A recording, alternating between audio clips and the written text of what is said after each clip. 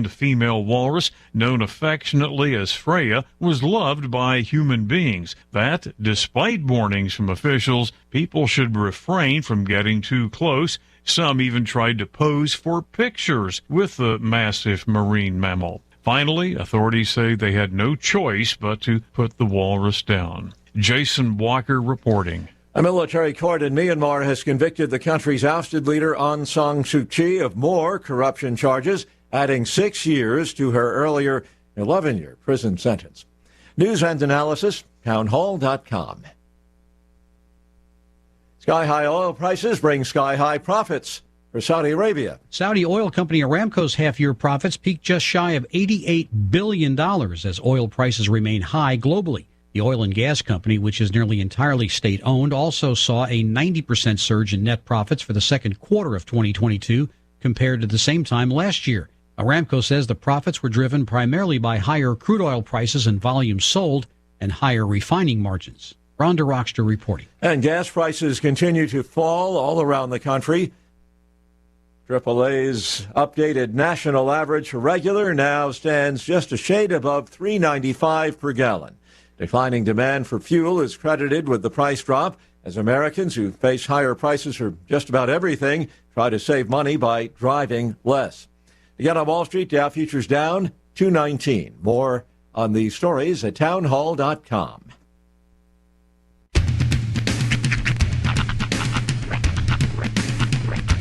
What in the wide, wide world of sports is going on here? I promise you, whatever scum did this, not one man on this force will rest for 1 minute until he's behind bars. Now let's grab a bite to eat. Yeah, come on. I feel the hot wind on my shoulder and the touch of a world that is older. I hit the switch and check the number. I leave it on and then I slumber.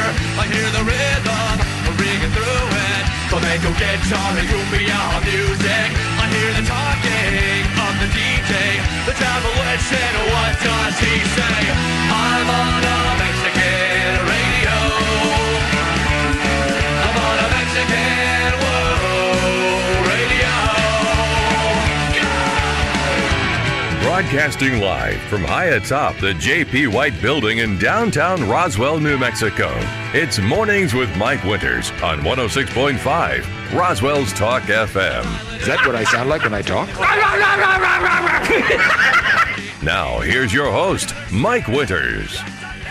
And good morning, one and all. Welcome to A Morning with Mike Winters. Hey, good morning, on everybody. 106.5 Roswell's Talk FM. Sorry, I just want to throw people off for a quick second. Well, and everyone's like, I was like, oh, God, it's him again.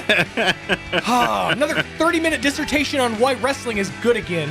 No, we're back to the 30-minute dissertation on bologna sandwiches. There you go.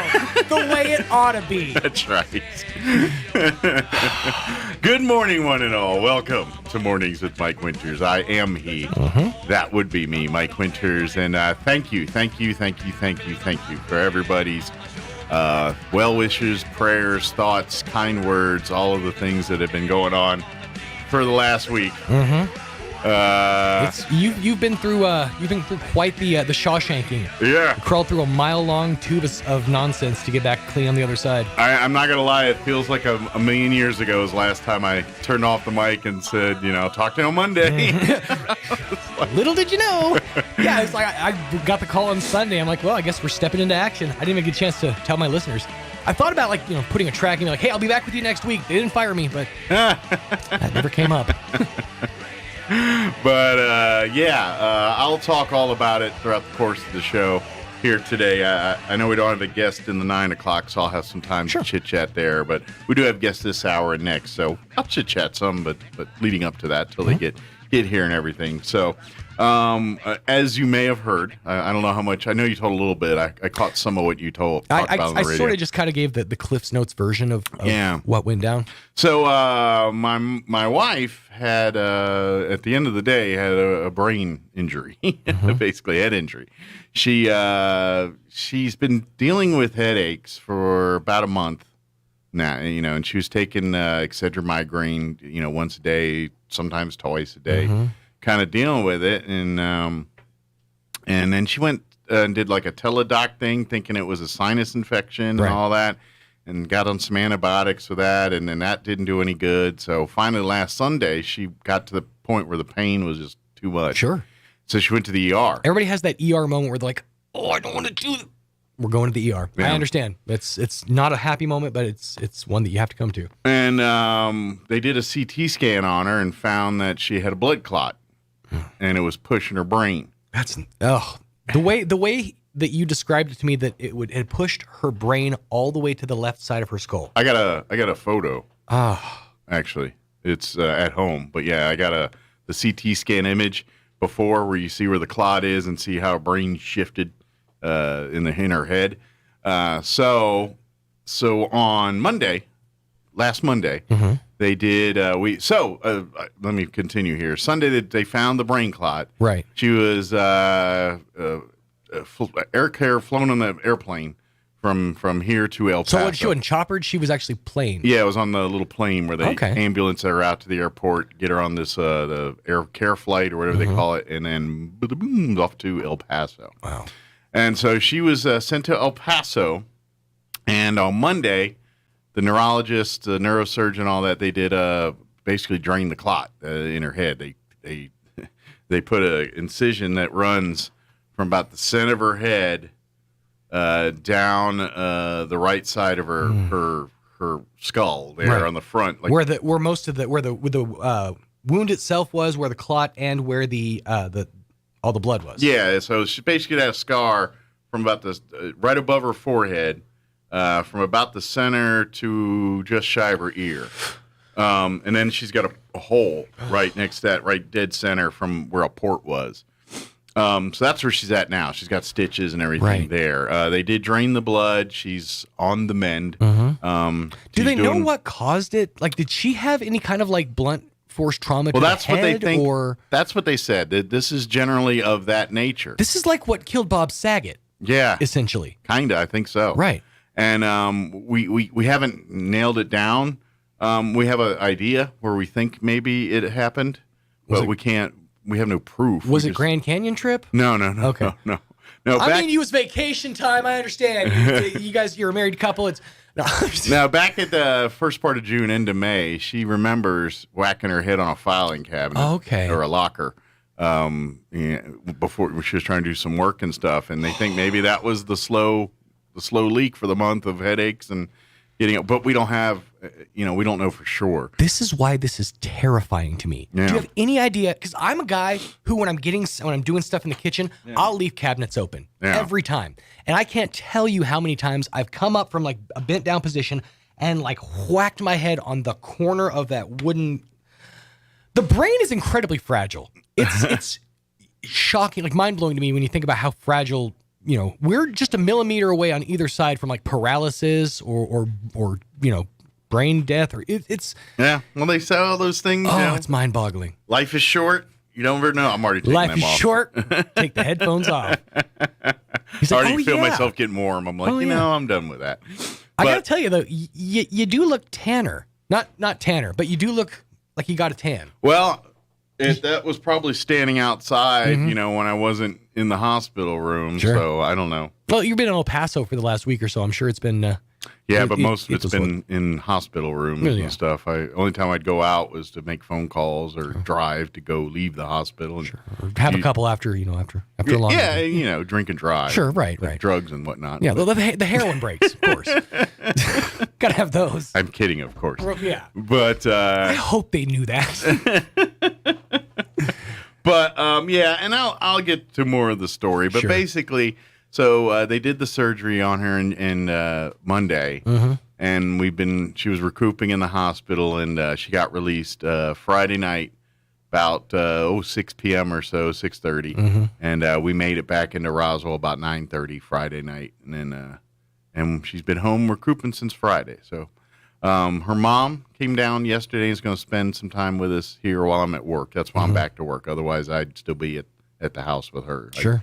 I don't feel comfortable leaving her home alone yet. Yeah, and that makes total sense. But she's doing well. She's walking, she's talking. From what I've seen, she's carrying herself. Obviously, it's going to be a long road of physical therapy, getting back to kind of doing things the way normally she does. I'd imagine it probably has a lot of effect on like her decision-making ability. She is, she has moments where she's with it and others that she's not. 'Cause Sure. There's been a couple times where she's told me things 3-4 times or things like that. And I'm like, yeah, I know, sweetie. I got it. You told me. Or just stuff like that. She doesn't, her brain hasn't. Man. Here's a couple things that'll probably scare the living daylights out of you. Statements that I heard said about her or to her in the last.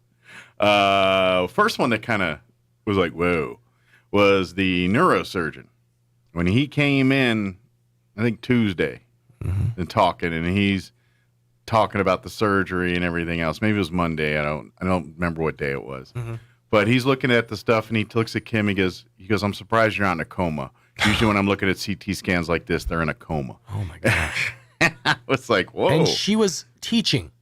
She taught Friday. That's what I'm saying. She was at up work and Friday, at work yeah. teaching and correct. Shoot, wow. Yeah. That's insane.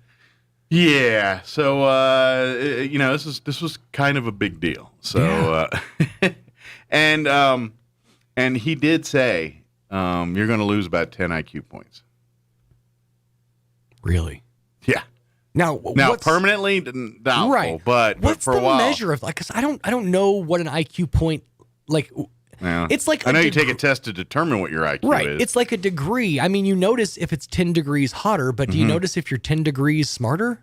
I think it's probably going into recall and those kind of things. Sure. Things you're trying to recall, whatever you're having a little bit difficult.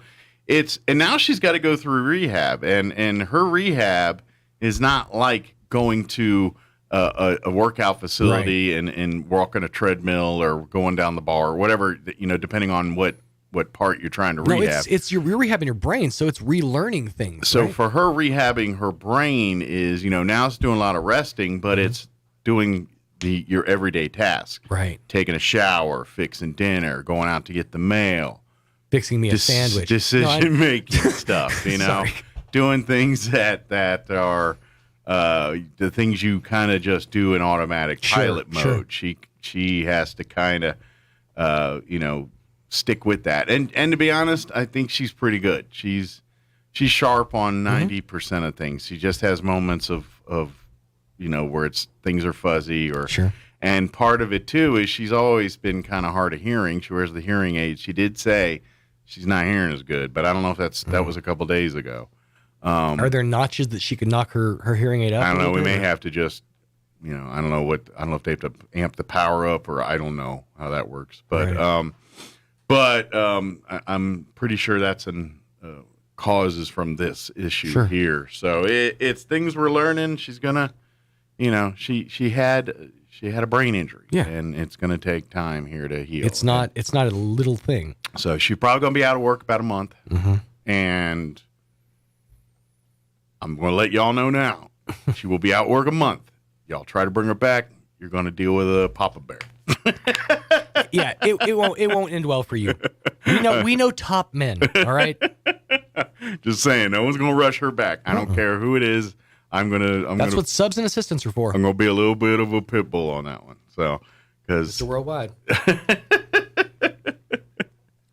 But we are doing well. She's doing well. Thank you. You get so many kind words, support, and an outpouring of love, and it was kind of like, dang, and just telling Kim's like, look, there's a lot of people cheering for you back home here, and so yeah. I'll talk more inner details. Yeah, there's some interesting details that we can get into in the 9 o'clock hour that some small world things and some funny coincidences. Yeah, absolutely. We'll add some of that. This whole week's been surreal. I mean, like I'm telling you, when I start off the shows, last time I said we'll talk to you on Monday, that feels like. And then, of course, the week that you're gone, not only is it like the biggest like news week in the last year or so with the whole Trump Mar-a-Lago thing, but also rained the whole time, like the whole week. That's rained. What I heard. It's awesome.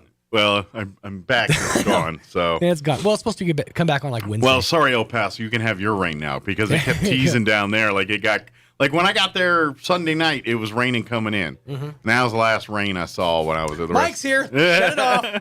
Like it teased, it got cloudy, it got all that, but no rain. Right. Maybe a spittle here and there, but that was about it. Just enough to mess your car up. But now I'm back here, so stealing y'all's rain. And in El Paso, you have it back now. So. We'd rather have our Mike than our rain. Some people are like, I don't know about that. We'd rather have our winters than our rains. There's a lot of ranchers and farmers saying, get that boy out of Dodge. Shut up, fat boy. Send Mike back to El Paso. Send him back to RT. New York City. Get a rope. Let me give you the rundown for today's show. We'll be joined here in just a few minutes by the folks from the Roswell Community Little Theater. I believe Tricia Hart, Dan Coleman, and Jessica Melendez will be joining us here. This is weekend 2, the finale weekend of She Loves Me at the Community Little Theater. Yeah, and they're doing a cool interactive experience. Oh, like a dinner kind of deal? Mm-hmm. Oh, sweet. Yeah, they do those a lot with a lot of the shows. And so we'll talk about all that with them. Turns out they're creative folks. That's what I hear tell. That's what I've heard. So they'll join us here in just a bit. Amy McVeigh is going to be in studio. I guess I know they extended the date for the Trip Down Memory Lane Heritage Dinner event, which will take place the 25th of August. So we will talk with Amy, get an update there, remind folks to get your reservations, especially now since you've already crept past the deadline and you got a little extension. But Adam, it's not going to let us extend it much longer. Right. So got to know how many chickens we got to slaughter. How many tips of beef we need. Yeah, they're all the beef's just standing there, just waiting with tips exposed, just waiting. I had beef tips at the hospital. Really? Like Thursday, dude. They weren't bad. I got to say something. I'll wait till the end of the day. I'll be right down. Go ahead. And at 9 o'clock hour, we don't have a guest, so we'll talk about stories. There you go. My last week. They have. And I know we got a guest, so I'll wrap it up quick. But they have upped the quality of school lunches to an incredible degree. Good. About time. They had last week at school. Rhiannon had they had orange chicken. Nice. They had today she's having stuffed crust pizza, which that's a thing. We never had that in school. We're lucky that we had that same pizza though. On Friday of last week, she told me I had some of my club sandwich. I'm like, they gave you guys club sandwiches for school lunch? This steak tartare served at room temperature. When did they start caring about children? I want me some of that. Dang. It should be chilled. I need to start having lunch with my daughter, I feel like. Apparently. Yeah. Oh, you're not going to finish that, honey? Just pass it on over. We got a risotto with a... Did you say bolognese? And a blackened bass. All right, it is 21 minutes after 7 o'clock. Let's get you up to date on the weather.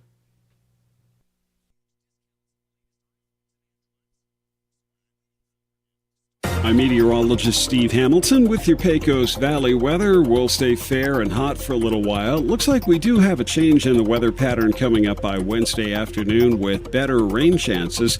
For now, lots of sun. Our afternoon high today in the mid to upper 90s and a little bit breezy. Overnight will be clear, our low near 70 and then mid 90s and sunshine for Tuesday. Few afternoon thunderstorms coming up by Wednesday. That's your latest forecast. I'm meteorologist Steve Hamilton. Thank you, Steve. Currently 73 degrees here in Roswell. Humidity is at 57%. Winds are calm at the moment. Sunny and 96 today. Winds will be out of the south, 5 to 15 miles per hour. Tonight, skies will be mostly clear with an overnight low of 68 degrees. South winds 5 to 15 miles per hour. Tuesday, mostly sunny. Highs around 92, so a little bit cooler tomorrow with south winds 5 to 10 miles per hour. Tomorrow night, mostly cloudy with an overnight low of 70. South winds 5 to 10. And then Wednesday, and for the foreseeable future, the rain chances back in the forecast. Got some really good chances, especially for like Thursday, Friday here. But beginning Wednesday, we're looking at a 20% chance of showers and thunderstorms. They throw in the caveat that some of these storms could produce some heavy rain. Mostly sunny, high of 91 otherwise, with north winds 5 to 10 miles per hour. Wednesday night, our chance of rain bumps up to 50%. Once again, some of those storms could produce some heavy rainfall. Mostly cloudy otherwise with a overnight low of 69 degrees. Rain chances continue Thursday, 40% chance of rain for Thursday. Once again, some storms could produce heavy rainfall, partly cloudy. High of 87 on Thursday, 50% chance of rain Thursday night, mostly cloudy, overnight low of 68. Friday, 40% chance of rain, partly cloudy, high of 89. 40% chance of rain Friday night for football, opening weekend of football here. Might want to pack an umbrella or a rain jacket. Probably a rain jacket. Keep your neighbors from getting mad at you. Mostly cloudy, overnight low of 68. And then looking at the weekend, Saturday, 40% chance of showers and thunderstorms. They say some of those storms could produce heavy rainfall. Partly cloudy with a high of 88, 30% Saturday night, and a 30% Sunday. Partly cloudy, highs right around 90. So today, tomorrow, not so much with the rain, but beginning Wednesday on, it's game on with the rain showers. So we'll see how that shapes up. All right, it is 7:24. We're going to take about a 2-minute break here, and then we'll have the folks from the Roswell Community Little Theater join us on the other side. Don't go away. You're listening to Mornings with Mike Winters. When you think of home health care here in Roswell, what's the first thing that pops into your head? That's right, Frontier Medical. We've been doing it better than anyone else for over 20 years. From in-home nursing to physical therapy and so much more. Doctors and hospitals from Albuquerque to Lubbock and everywhere in between have been trusting their patients to us here at Frontier Medical. So when it's time to make a choice, remember Frontier Medical. 575-627-1112. Frontier Medical. Name to remember. The E&MU Roswell Pool is open for summer 2022, and it's open 7 days a week from 10 to 11 every day for lap swimming and from 11 to 5 for open swim. Just $5 for the whole day. Once you pay, you can stay all day. With full concession stand, lots of covered seating, and more. Swim passes are available, and E&MUR students get in half off. Book the pool for your next party or get-together and run the pool from 6 to 10 p.m. For information and reservations, call 575-624-7305. That's 575-624-7305. For people suffering with joint pain, simple movement feels like just taking a step feels like, and lifting your arm can feel like. Don't let joint pain be in charge of your life. The skilled orthopedic experts at Loveless Medical Group SCORE are helping more people take back their lives with some of the most advanced surgeries in the region. We're doing more than restoring joints, we're restoring lives. Call Loveless Medical Group SCORE today at 575-625-3300 so life can feel like, ah. The Bulls are coming to Roswell, and the savings are coming to Roswell Nissan. We have a selection of over 25 brand new vehicles on the lot, so you can ride away today in an all-new 2022 Frontier, Pathfinder, or Rogue. And the pre-owned lot is stocked with herds of practically new vehicles in stock, with many 20s and 21s in stock. And we have over 100 vehicles on the lot. When no one has vehicles, Nissan does. Get ready for bull riding action and head for Roswell Nissan, 2111 West 2nd. Here's a Mornings with Mike Winters fun fact. The Goodyear Rubber Company researched and concluded that shoes wear out faster on the right foot than on the left. To fix this, just walk backwards for half the day. Here's Mike Winters. So if you see some of them walking backwards around town, don't think they're weird. Just they're trying to get proper shoe wear. That's all. They're just conscientious shoe people. Good morning. It is 26 minutes after 7 o'clock, and joining us in studio this morning from the Roswell Community Little Theater, Tricia Hart back with us, and Jessica Melendez. Good morning, ladies. Good morning. How's so we got to the first weekend of the play. For folks that don't know, they're currently in week number 2 of their play called She Loves Me, and this one's we take like a romantic comedy. You know, think of You Got Mail in live theater form. And it's also a musical. Yes, and it's a musical. That means they sing. Yes. They break out into song. But it's a lot of fun. So you know, because I know the guys are like, musical, but there's jokes. So that counterbalances. So when your spouse is all into the singing and then they crack a joke, you'll be happy. So there you go. It's a rom-com. And if you liked You've Got Mail. Exactly. Well, yeah, it's kind of the live theater version of that, I guess you could say, right? But it's set in the 30s. So obviously no email or You Got Mail. That would kind of be, you know, that was back. Out of the era. Yeah, that was back in the day where they had the boy with the hat. Huh? Oh, you know what? I did not turn that mic on. Sorry about that. Mike doesn't love me. Thank you. It's my first day back. I gotta get used to it, and I'll have my headphones on because as soon as I put them on there, I start sweating like a pig. So I can do that on my own. I don't need headphones. But but yeah, it's 1930, so obviously that you got mail. But think of more like the paper boy in the street corner with the cabbie hat, telling that kind of thing. Yes. So he's on the corner going, "You got mail." No, I'm just kidding. But some scandal. I think a little bit of action. Yeah. So kind of give, like you said, it's You Got Mail in the 1930s, but kind of give the storyline for folks. Maybe they've never seen You Got Mail, so they don't know what that means.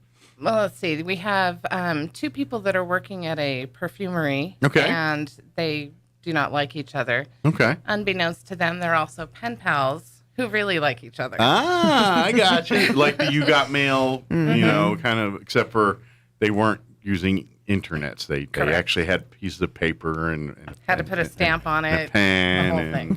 It was, calligraphy was a thing, and so people's penmanship was important and all that good stuff. But and I imagine in real life they're kind of at each other's throats, and they go home and find love with each other, and then I imagine at some point they start talking about each other's. You know what I mean? Well, we can't give it away. Obviously, but at some point they're probably complaining about their work people to each other in the letters, and I'm sure there's a lot of that going on, and don't realize they're talking about the people they're sending the letter to. But and then comedy and love ensues, of course. That's how. Absolutely. So who's our Meg Ryan? I'm just kidding. But if you missed it, you've got one more weekend of plays. We got this Friday night. We got this Saturday night. Those are 7:30 p.m. performances. And then if you don't like evening, you've got one more Sunday matinee at 2:30 this Sunday. Tickets, you can get them in advance, which that way you're guaranteed a seat. You don't have to worry about being sold out on any of that kind of. This is weekend too. Mm-hmm. Usually the second weekend's a little more popular than the first weekend because people are like, oh yeah, that was pretty good. And they bring some more friends to go see it next weekend, or they forgot the first weekend and now they're going to come out and see it. But either way, generally speaking, the second weekend's a little bit busier than the first. So if you go to roswelltheater.com, spell theater like live theater, THEATRE. If you goof that up, no big deal. They Google it and it'll take you right there. Yeah. But put your pinky out. I'm just kidding. When you're typing, but yeah, get there and then you'll find tickets for this. You can order your tickets. Are they $10? I think, or they're $15. $15. I know. Actually, a musical. I think they're 20 now. They're 20. Okay, I believe. Good deal. Well, it's very affordable night for you and if you want to do a date night here, it is kind of a couple's. We are also doing an immersive dinner. Okay, good. On Thursday night. This Thursday. Okay. It's immersive in the sense that you will be dining on the stage in the middle of the set in this perfumery, and the cast in character will serve you your dinner. You've got to. And with your dinner ticket purchase, you get a free ticket to come back and see to the Friday or Saturday or Sunday show. Yes. Correct. So tickets are $50. Doors open at 6. You have wine and charcuterie hors d'oeuvres for cocktail hour. You get to mingle with the characters, get photos, and then dinner starts at 7. You're ushered in all at the same time. You sit on the stage. Nice. Dinner is catered by Portofino's. Oh, nice. A little Italian. Yes. You get your choice of spaghetti and meatballs, chicken Alfredo, a side salad, bread with a little oil, which is...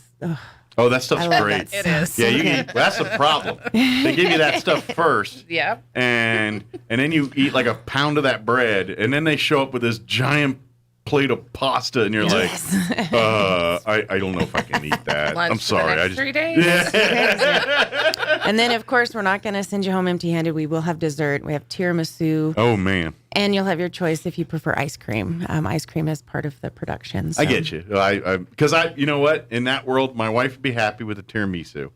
I would be happy with the ice cream. I'm not a coffee guy, and I'm not. So that's my problem with tiramisu. It's got coffee deal going on, but weirdly enough, my wife isn't either. But she's down with the tiramisu. Oh, I love tiramisu. Yeah.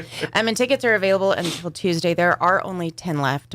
So we first do come, only first sell serve. 20 tickets, so it's already halfway sold out.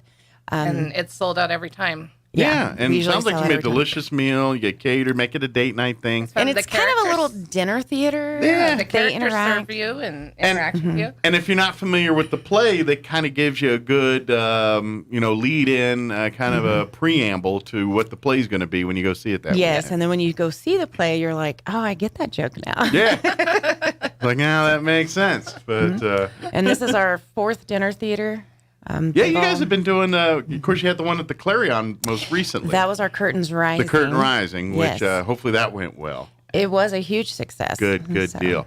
But this one will be back at the RCLT, the Community Little Theater, Yes, there over in the Plains Park Shopping Center there. Yeah, we're doing one for every play. So Good deal. every play will have an immersive dinner. Good deal. So come out and They're super fun. now the dinner's themed to the food wise, well, like Italian. I kind of see as a romantic We try to thing. make it kind of themed to it. We always work with the director. Sure.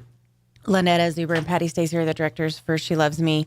I've been working with Patty a little bit. That's where the ice cream came into play. We were trying to think of something romantic. I know it's set in, I forget where it's set, actually. Sorry, it eludes me now. But I was looking on the thing I was trying to see. Yeah.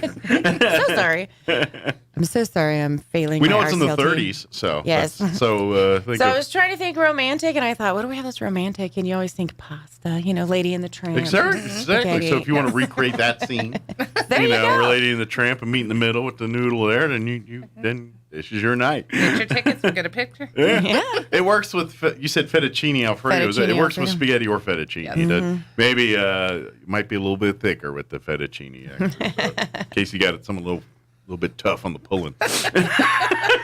Ay, ay, ay. Make it a little more al dente for you. I was going to say something really tacky, and I'm refraining. That's my job to say all the tacky thing. But but it is going to be a lot of fun. Make it a date night. Make it a family night if you want Yes, to. and it's unique. Yeah. I mean, not a lot of options. You can go out to the same restaurants every night, or you can go have a really cool immersed experience at the. Well, you make it community a little 2-night affair. You come out dinner Thursday night, maybe go see the play Friday night or Saturday night, depending which night works best for you, and just make it a weekend of it. I know kids are back to school now, and probably already could use a little mommy and daddy time, a little time out away from the kids. Things like that. Make Thursday night that, or Friday, Saturday, or Sunday. One of those opportunities to spend some couple time together here. That's the great part about the Community Little Theater. It's great fun. You go out, you get to see live performances. Like you said, this is a musical, but there's equally as much comedy in there. So for the folks that are a little bit apprehensive on wanting to sit through a musical, they can enjoy the comedy, and that's the beauty of live theater. It's way different than going to like. If you're a dude that's going, she's got, you got mail. Yeah, I want to sit through that. That's. But think how appreciative your date is going to be when you take her, or him, to this musical. Exactly, but I also say seeing it live on a stage is 10 times different than just popping in the DVD or the going on to Netflix or whatever and watching the movie. Absolutely. It's live theater. You're seeing people, and to be honest, if you went and saw it this last weekend, you'll go see it this weekend, and it'll probably look like a different show. I mean, it'll be the same story, but it's live theater. Lines get reversed or All those moved. little You never know what's going to happen. Yeah, prop doesn't do what it's supposed to do. A door doesn't open. These kind of things happen on live theater. And so That's what makes it entertaining. Yeah, exactly. And this one's just a fun rom-com. It's a romantic comedy set in the 30s, so you can appreciate the kind of the time period too, where I imagine some of the courtship is going to be reminiscent of that era versus this era, which is there was a little bit more romance, I think, back in the courtships of people back then. Oh yeah, it wasn't a quick text. It was a week. Is he gonna email me? No, wait. Is he gonna mail me? Instead of you got mail, you've got text. Yeah, exactly. This one's you got letter. You got letter. You got a quill. The lost art of letter writing. Oh, I know. It's well, and it's kind of I miss it and I don't, because I miss it in the fact that I love the personal part of it, But I have poor penmanship anyway. I print. I'm not a cursive writing. Should have been a doctor. Maybe. I can do it, but I'm so bad. I'm like, you know what? I'm gonna so others can read what I say. It's not so much the penmanship as what comes from the heart. The thought behind. Yeah. So now it's everyone gets their on Facebook or whatever they turn there. Yeah. We're meme central now. It's like today's diatribe will begin now. So and it's all day. Oh yeah. That's more like you got a problem. That's that show. And not you got mail. You got a problem. But again, I do also want to remind folks that we come out and enjoy this play, come out and enjoy this meal, because you are supporting the Roswell Community Theater and all the programs, the arts that not only are these plays that you guys do with like once a quarter, I think is kind of on average what you guys kind of do as far as your plays go. On top of that, but they have the CAPS program, which is the kids arts program, which gets kids immersed into theater to learn all aspects of it, not just what's on stage, but what's up in the sound booth, what's out in the costuming backstage, and all props, that. Just the concepts of acting and theater and all that stuff. So it's a real great opportunity for kids, especially kids that maybe aren't thriving in school by learning a certain way. This kind of, maybe you get to open up how they understand and learn things. Not all kids learn the same. Not all adults learn the same. Think about it. If things didn't kind of click a certain way in school, but then someone does it through a guitar, or does it through singing or through acting, and now the light bulbs start going off for those folks. Absolutely. It's a godsend for some of these families. So please, that's what you're supporting. We've talked about it 100 times, but they're working on getting a new roof there at the Community Little Theater. They're working on that. They did an amazing job renovating that building from a twin movie theater to the live theater that you see that it is today, and but that building is a little bit old, and the roof is not quite Swiss cheese, but getting there. And, yeah. And of course, of all the damage that the water has caused, we've got to do some interior remodeling now. So we're going to be starting the lobby project. Oh man! So it's getting to the point where it's hopefully it's not getting into structure issues and things like that. But they need help with that. So by you coming out and enjoying dinner here Thursday night, or coming out to the play this weekend, or both, you're supporting that. You're supporting the CAPS program. You're supporting all the great fun things and educational things that come out of the Community Little Theater. And we take just donations too. Yes. If you don't want to come. If you can't make it or whatever, but you'd like to say, well, I can't make it this weekend, but here's $100, or here's whatever, $20, $5, whatever it is. It all helps the theater there. So come do it. But if you want something for some bang for your buck, come on out and enjoy a beautiful dinner. Come out and enjoy a great show. I guarantee you're gonna love it. And I imagine if you came out last weekend and you're like, that was so fun, or I just had a great time, grab a couple friends and bring them out with you this weekend. Oh, absolutely. Come see the show. And the CAPS is doing the living history at the Historical Society again in September. Yes. So come out and see that. We're doing local legends this year. Yeah, matter of fact, they'll be the Historical Society will be on next hour. And I imagine they're talking mostly heritage dinner right now. But we do mention all those things coming up here. It's really cool with, and I know a little bit because I'm on that side. I'm on their board and everything. So I know a little bit about it. That partnership kind of came from one family, the Strange family. And that's their name. I'm not saying they're strange. Yeah. That's their name. And their youngest son, I think, is the youngest. Josiah, is he the youngest? I think he is. But Corbin and Josiah, I don't remember. Yeah, I think Josiah is the younger of the two. But he came and they were doing their graveside manor stuff, which is kind of like what they're doing at the Historical Society. Yes.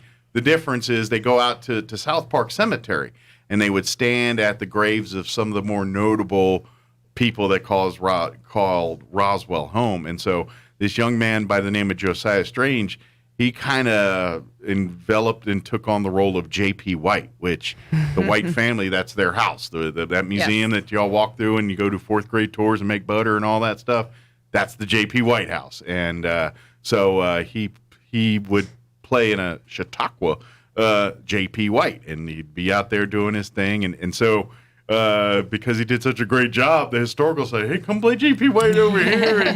And his family got way into it, and his brother got involved. And so the whole family is well immersed into the CAPS program. And I think her mother's one of the ones that kind of teach she's and the run. one organizing the local things. legends this year. And she did last year. So I think she's kind of stuck in that. Good. That's kind of her. She does a great job. We don't keep mind. her there. Ball default, that's your job now. That's what happens. You do good at things, and you just get the job. But so they've expanded it to the historical society, and we'll talk more here. But in September, they do art projects and stuff. It's really fun for the whole family. Bring the kids out, and they go to various rooms in the house, and they have some of the CAPS kids doing like what they do at Graveside Manor, playing these various characters, and then the kids go to the archive facility right next door, and they've got art projects and all kind of fun stuff. So we'll talk more about it, but you're supporting all that by coming out and eating dinner and doing all that. So support the arts. That was the point I was making there, is you support all of that here. Again, the website to learn all things about the Community Low Theater is roswelltheater.com. Spell theater like live theater, THEATRE. And come on out Thursday night. Like you said, tomorrow is your RSVP deadline. Correct. For the dinner on Thursday night. And when you go to the website, there's little tabs at the bottom that will say She Loves Me. That's actually the performance. And then the tab that says Immersive Dinner, it should be the tab directly following the She Loves Me tab. Okay. So now, if you want to go to the dinner and the show, click on the dinner. You'll get tickets to the show as being a part of the dinner. Correct. And if you think about it, $50 kind of seems like, ooh, it's $50, but $30 for dinner and $20 for the musical. Exactly. So it's you got to eat anyway. You got to eat. I'm kind of thinking cool like, night. you guys making enough money here? We actually do. Someone do the math on this one. The cast has worked really hard on this one. Yes. And, Good. you got to eat anyway. So how big is this cast for this play? Because it's actually pretty decent big. size. Because I think you got mail. I'm like, well, there's two big ones in that one, and some side characters there. But that's a movie, and usually live theater doesn't have as many. No, it's quite a bit. Side characters. It's a large cast. I think it's at least 10, maybe 12. Oh, wow. There's a lot of people in it. There's some little cameos. Well, that means there's a lot of waiters for Thursday. 13. Oh, wow. 13 people. And what's cool about the immersive dinner is that's when the cast really gets to have a lot of fun. Because they're the characters. They're in characters. They're free range. They're free range. Yeah, but they're improving. They're not stuck to a script. They're basically all because I knew enough to know that everyone that's is an actor that performs on here that takes it seriously. They generally, kind of want to know how the character is and the personality, the backstory, and so that kind of gives them the fuel they need to create the personality that they want to portray when they portray this character on stage. So if the character is a little sneaky or a little something that's not part of the norm, they're going to amp that up in the off-script area. So if this person's kind of a little conniving, they're going to be extra conniving. Yeah, production dates are scripted. Yeah. Immersive dates are not. We haven't had to really reel anybody in yet, but you never know. Yeah, they could go off and the rails. cast is super excited about the immersives. I've acted in Four Old Broads. We did immersive dinner for 4 Old Broads, and my character was very much into the men, and I just really ran with that. You were kind of the Blanche. I was. If you're a Golden Girls, yeah, like your character is kind of the Blanche of the ladies there at 4 Old Broads. There, Yeah, retired burlesque dancer. Is that the next play? No, or is that 2 plays? 4 Old Broads on the High Seas will be in January. Okay, so I'm way ahead. We've got a ways to go. The very next one is Agatha Christie. Unexpected Christie. So we're going horror here. Yes. And I believe auditions are today. I was going to say, I think. So when's that performance? Like around October? It is. I'm thinking Agatha Christie, Halloween. That's got to be pretty good. So auditions are today and tomorrow at 6:30. I'm trying to see if it has production dates. We can look later, but I'm sorry. guessing it's going to be probably right around October time frame. Just yes. That gives enough time to get because it's August now, September. Yes. They usually take about a month of practicing and everything. Right here, October 14th, 15th, 16th, 21st, 22nd, and 23rd. There you go. So the 2 weekends before Halloween, it looks like. And there. Louise Montague is the director. Nice. So get you Agatha Christie. Get the gear up for that for all you fans of horror and the mystery and that thriller genre there. So it's kind of classy thriller too, Agatha Christie. You know, it's not. It's more mind mental. Yeah. It's not like Saw. You gotta pay attention. Which makes it better, I think. I think so too. I don't need the gore. Yeah, and whatnot. it's just people. Give me some good Hitchcock any day. Yeah. Wow. You know, it's like Sixth Sense. That's why so many people are blown away by Sixth Sense. You know, not now, but back when it came out. Came back, yeah. You know, because it just messed with your head so much, and people like Those are the ones I like. Yeah, and that's kind of Agatha Christie too, a little bit. You know, not she's way better at than M. Night Shyamalan Ding Dong. That guy. Hey, I like M. Night Shyamalan. I liked The Village. I liked that one. Made me mad too. I liked Sixth Sense, and I was blown away. I liked Unbreakable. But everything else, he reeled me in and then didn't give me a payoff. And it made me mad. The Village was close. I was like, I liked that one, but I was kind of still mad at the end. Signs was okay.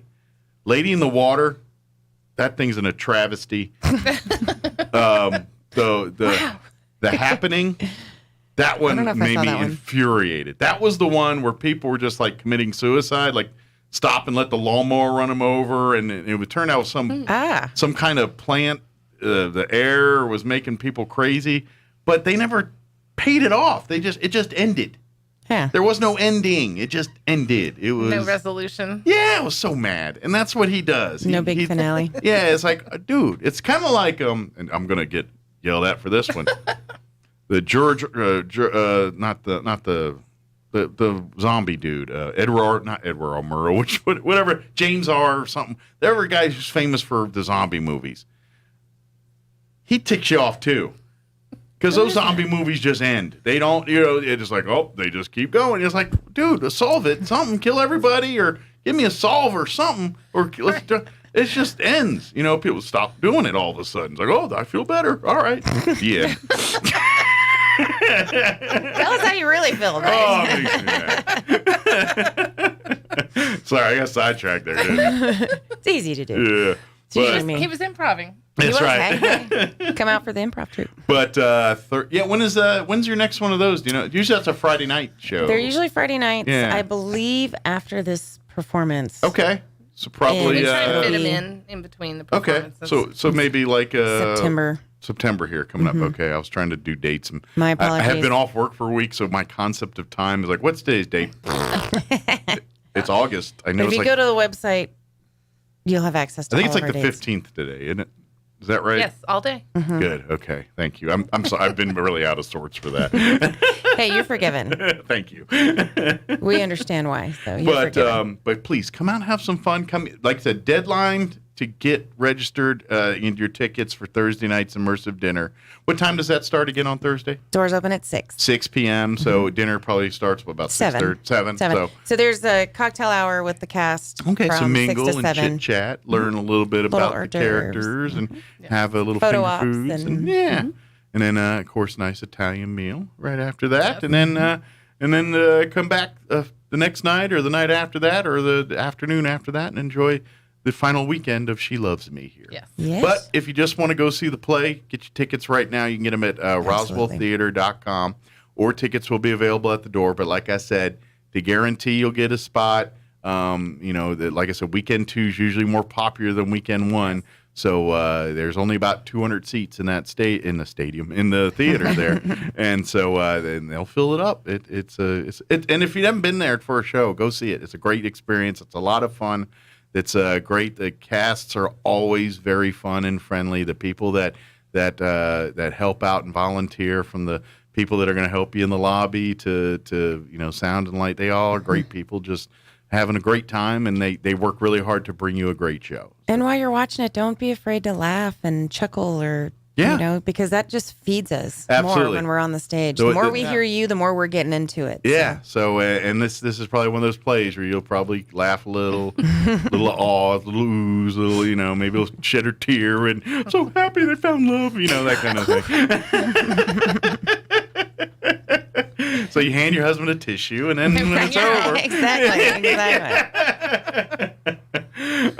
And then, of course, if you like to get involved, they're always looking for volunteers that you're thinking, well, I don't want nothing to do with acting, or, okay, you don't have to audition, but if you want to help with set design or costuming or lights and sound or makeup, if these are passions you have, publicity. They're always looking for folks to help out backstage and do those kind of things. So even if you don't want to be in the thespian side, the acting side, there's none of these performances happen without an army of support behind it. So It really is. yeah, it is. So please get out, come and volunteer for that. You just Thursday night, if you come have dinner, ask the cast, say, hey, how do you get involved in there? You know, and they'll be happy Glad to tell you. It might put you to work that night. It's like, grab we the will be potatoes, happy come to on help out. See a thing of rolls, grab it.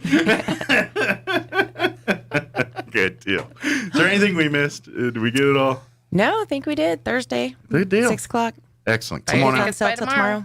That's right. Tomorrow's the deadline. As of last night, there were 10 left. I didn't check it this morning. So we're about halfway. So when they're gone, they're gone. And we've sold out every time, so Yeah. get so them it's all they're gonna on. happen. I don't know So what it is with Roswell waiting to the last minute to Landa buy Manana. things. We are just, that's our jam. I don't know what it is. It's like, oh, that's next week. I'll order them next week. Exactly. And then when we sell out, everybody calls me, hey, can I still get a ticket? Yeah, sorry. I know. We only have so much space on the stage to actually serve. Exactly. We love to do, but yeah, there's logistics that there's a certain threshold, you know. You get a glass of water, there's only so much water you can put in it. That's Correct. just the way It's it a is. very exclusive event. That's right. So treat it as such. That's right. Brag a bunch of friends that did not get it. Oh, you didn't get tickets? Such a shame. Yeah. I'll bring your doggy back. Psych. Well, thank you, ladies. Thank you. And we'll see you here next time. And have fun. You know, good all this stuff too. But we do appreciate all you guys do. So We appreciate you. all right, we'll see you next time. Yes, sir. It is 7:54. Let's go ahead and do some news. I think there's a couple commercials and all that too. So don't go away. We'll be back. Now your Pecos Valley News Update. I'm Jared Cirillo. We begin with new details in that deputy-involved shooting in Eddy County. New Mexico State Police called in to investigate after 40-year-old Gabriel Mesa was shot and killed by deputies. They had responded to a home at 4019 Jones Street. That's in the Happy Valley area. The caller, a woman, told dispatchers that Mesa had pushed her down and fled the home with a gun. Deputies found Mesa in a nearby field. They ordered him to surrender, but said instead he pointed a gun at the deputies. The deputies fired on him, killing the man. A reminder that the city of Roswell is requesting all delinquent water bills be paid up or face shut off. In a prepared statement, the city says it will begin shutting off delinquent water customers if payment arrangements are not made by September 1st. Payment plans must be set up in person. They cannot be done over the phone or the internet. The length of payment plan depends on how much is owed. You're up to date. I'm Jared Cirillo reporting. Let me introduce you to a chatbot called BlenderBot 3, owned by Facebook and in operation for just over a week. But it took only a few days for BlenderBot to begin embarrassing its creator. I'm Kim Commando, brought to you by ExpressVPN. Secure your online data and get an extra 3 months free at expressvpn.com/Kim. Facebook says that its chatbot uses artificial intelligence that, I'm quoting, can chat on nearly any topic. So let's take a look at a few high points of its conversations this past week. First, talking with the BBC, it claims that it has an Asian wife, but won't give her name. It also says the presidential election was stolen from Donald Trump. When asked about its boss, Mark Zuckerberg, the chatbot said, quoting again, "Our country is divided, and he, Zuckerberg, didn't help that at all. His company exploits people for money, and he doesn't care. And so it wants to cancel its own Facebook account." That's only the first week. I can't wait to see what it'll do next week. Stop by Commando.com for more tech news and great tips. When you use the bathroom, you always close the door behind you, right? You don't want some random passersby looking in on you. So why would you let people look in on you when you go online? Using the internet without ExpressVPN is like going to the bathroom and not closing the door. Did you know that your internet service provider knows every single website you visit? What's worse, they can sell this information. ExpressVPN puts a stop to this. It creates a secure encrypted tunnel between your device and the internet so that your online activity can't be seen by anyone. ExpressVPN works on all your devices, even routers. So everyone who shares your Wi-Fi can be protected, even if they don't have ExpressVPN. And the best part is, it's as easy as closing the bathroom door. You just fire up the app, click one button, and you're protected. Use my exclusive link, expressvpn.com/Kim to get an extra 3 months free. That's expressvpn.com/Kim. Roswell Ford presents the second annual Hometown Heroes Car Show and commemoration of 9/11. Saturday, September 10th from 10 a.m. to 1 p.m. at the Wool Bowl in Roswell, with lots of different categories to choose from, including classic and muscle cars, lowriders and hot rods, best paint job, and so much more. Trophies awarded to first place in each category, with a $1,000 cash prize for best overall, and lots of great prizes, including a smart TV, an LGS gift card, furniture, car washes, and more. Enjoy jolly jumps, snow cones, music, and food. Best of all, it's free to spectate and only $25 to register your vehicle, with a portion of the proceeds to benefit the Tunnels to Towers Foundation. Register and get more info at roswellford.com. Sponsored by La Salsa, Decor of Carlsbad, LGS Guns and Ammo, Chaves County Heroes, 106.5 Roswell's Talk FM, Suds Up, One Party Rentals, Piero 106.1 FM, CRM Discount Awards, National Furniture Liquidators, Keep Chaves County Beautiful, and Let's Play Entertainment. The second annual Hometown Heroes Car Show, Saturday, September 10th at the Wool Bowl in Roswell. Asian Market brings the flavors of the East to Roswell. The market side has lots of new and different items, including new sauces and noodles to enhance your Asian dishes. And the restaurant inside Asian Market has all of Nook's favorites from 11 to 7 Monday through Saturday, like wontons, egg drop, rice or noodle soup, crispy calamari, and the best barbecue fried rice in town, all made fresh. Dine in or call ahead for easy pickup. Hi, this is Nok. Come see me at Asian Market, 5702 South Main in Roswell. Call 575-840-5309. Sure, you can inspect your own roof, get out that rickety ladder, crawl around up there and try to spot the problem until... Or you could call the experts at Do Right Roofing. Do Right Roofing has quality products for any type of roof. They can even install seamless gutters. Do Right Roofing will inspect your roof and give you a free estimate fast. Keep your feet on the ground. Call Do Right Roofing today. 575-623-2273. Let Do Right do your roof right. Find them fast in names and numbers. Talk radio has landed on the all-new 106.5 FM, KEND Roswell. Ushered in the Taliban's return to power. On this anniversary of the withdrawal, House Republicans accused the president of knowingly misleading Americans about the pullout. The GOP lawmakers have issued a 100-page report to support their claims. A second U.S. congressional delegation has arrived on Taiwan. The visit comes on the heels of House Speaker Pelosi's trip to the self-governing island, a visit that enraged Communist China, which is now extending its military drills near Taiwan. While economic concerns weigh heavily on the minds of people all across the globe, there's another issue that's rapidly moving front and center. Experts say it's the China threat. Nations have sought to balance promoting trade and investment with the world's second largest economy with concerns about Beijing's military power. That is especially true after the Chinese military drills that followed House Speaker Nancy Pelosi's visit earlier this month to Taiwan. That shift has made China a target for vote-seeking politicians, as opinion polls show public sentiment in many democracies today turning solidly against the communist giant. Jason Walker reporting. Federal authorities have warned law enforcement agencies of an increase in threats following the search of former President Trump's home in Florida. The FBI and Homeland Security sending out a bulletin about an increase in threats to federal law enforcement personnel and other government officials. On Wall Street, stocks have turned mixed. Right now, the Dow is down 12 points, with the NASDAQ trading 9 points higher. The S&P 500 index 4 points in the red. More on these stories at townhall.com. Charlie Dombeck here from Key City Capital. As a practicing CPA for nearly 30 years, I have found that 80% of your ability to grow your wealth is dependent upon two factors: taxes and investment performance. At Key City Capital, we improve investment performance by diversifying capital into off-market investment opportunities in passive rental real estate and alternatives like asset-backed lending. We recover dollars that clients unnecessarily pay in the form of income taxes, creating a lifetime annuity of savings. We are a sponsor of passive, affordable single and multifamily residential rental investments, which are located in Sunbelt landlord-friendly states. These investments are the top choices in a rising interest rate and inflationary environment. They represent a store of value, protecting your capital from market volatility. Learn how we at Key City Capital can help you ultimately grow your wealth rapidly. Connect with me at keycitycapital.com or give me a call at 817-912-1569.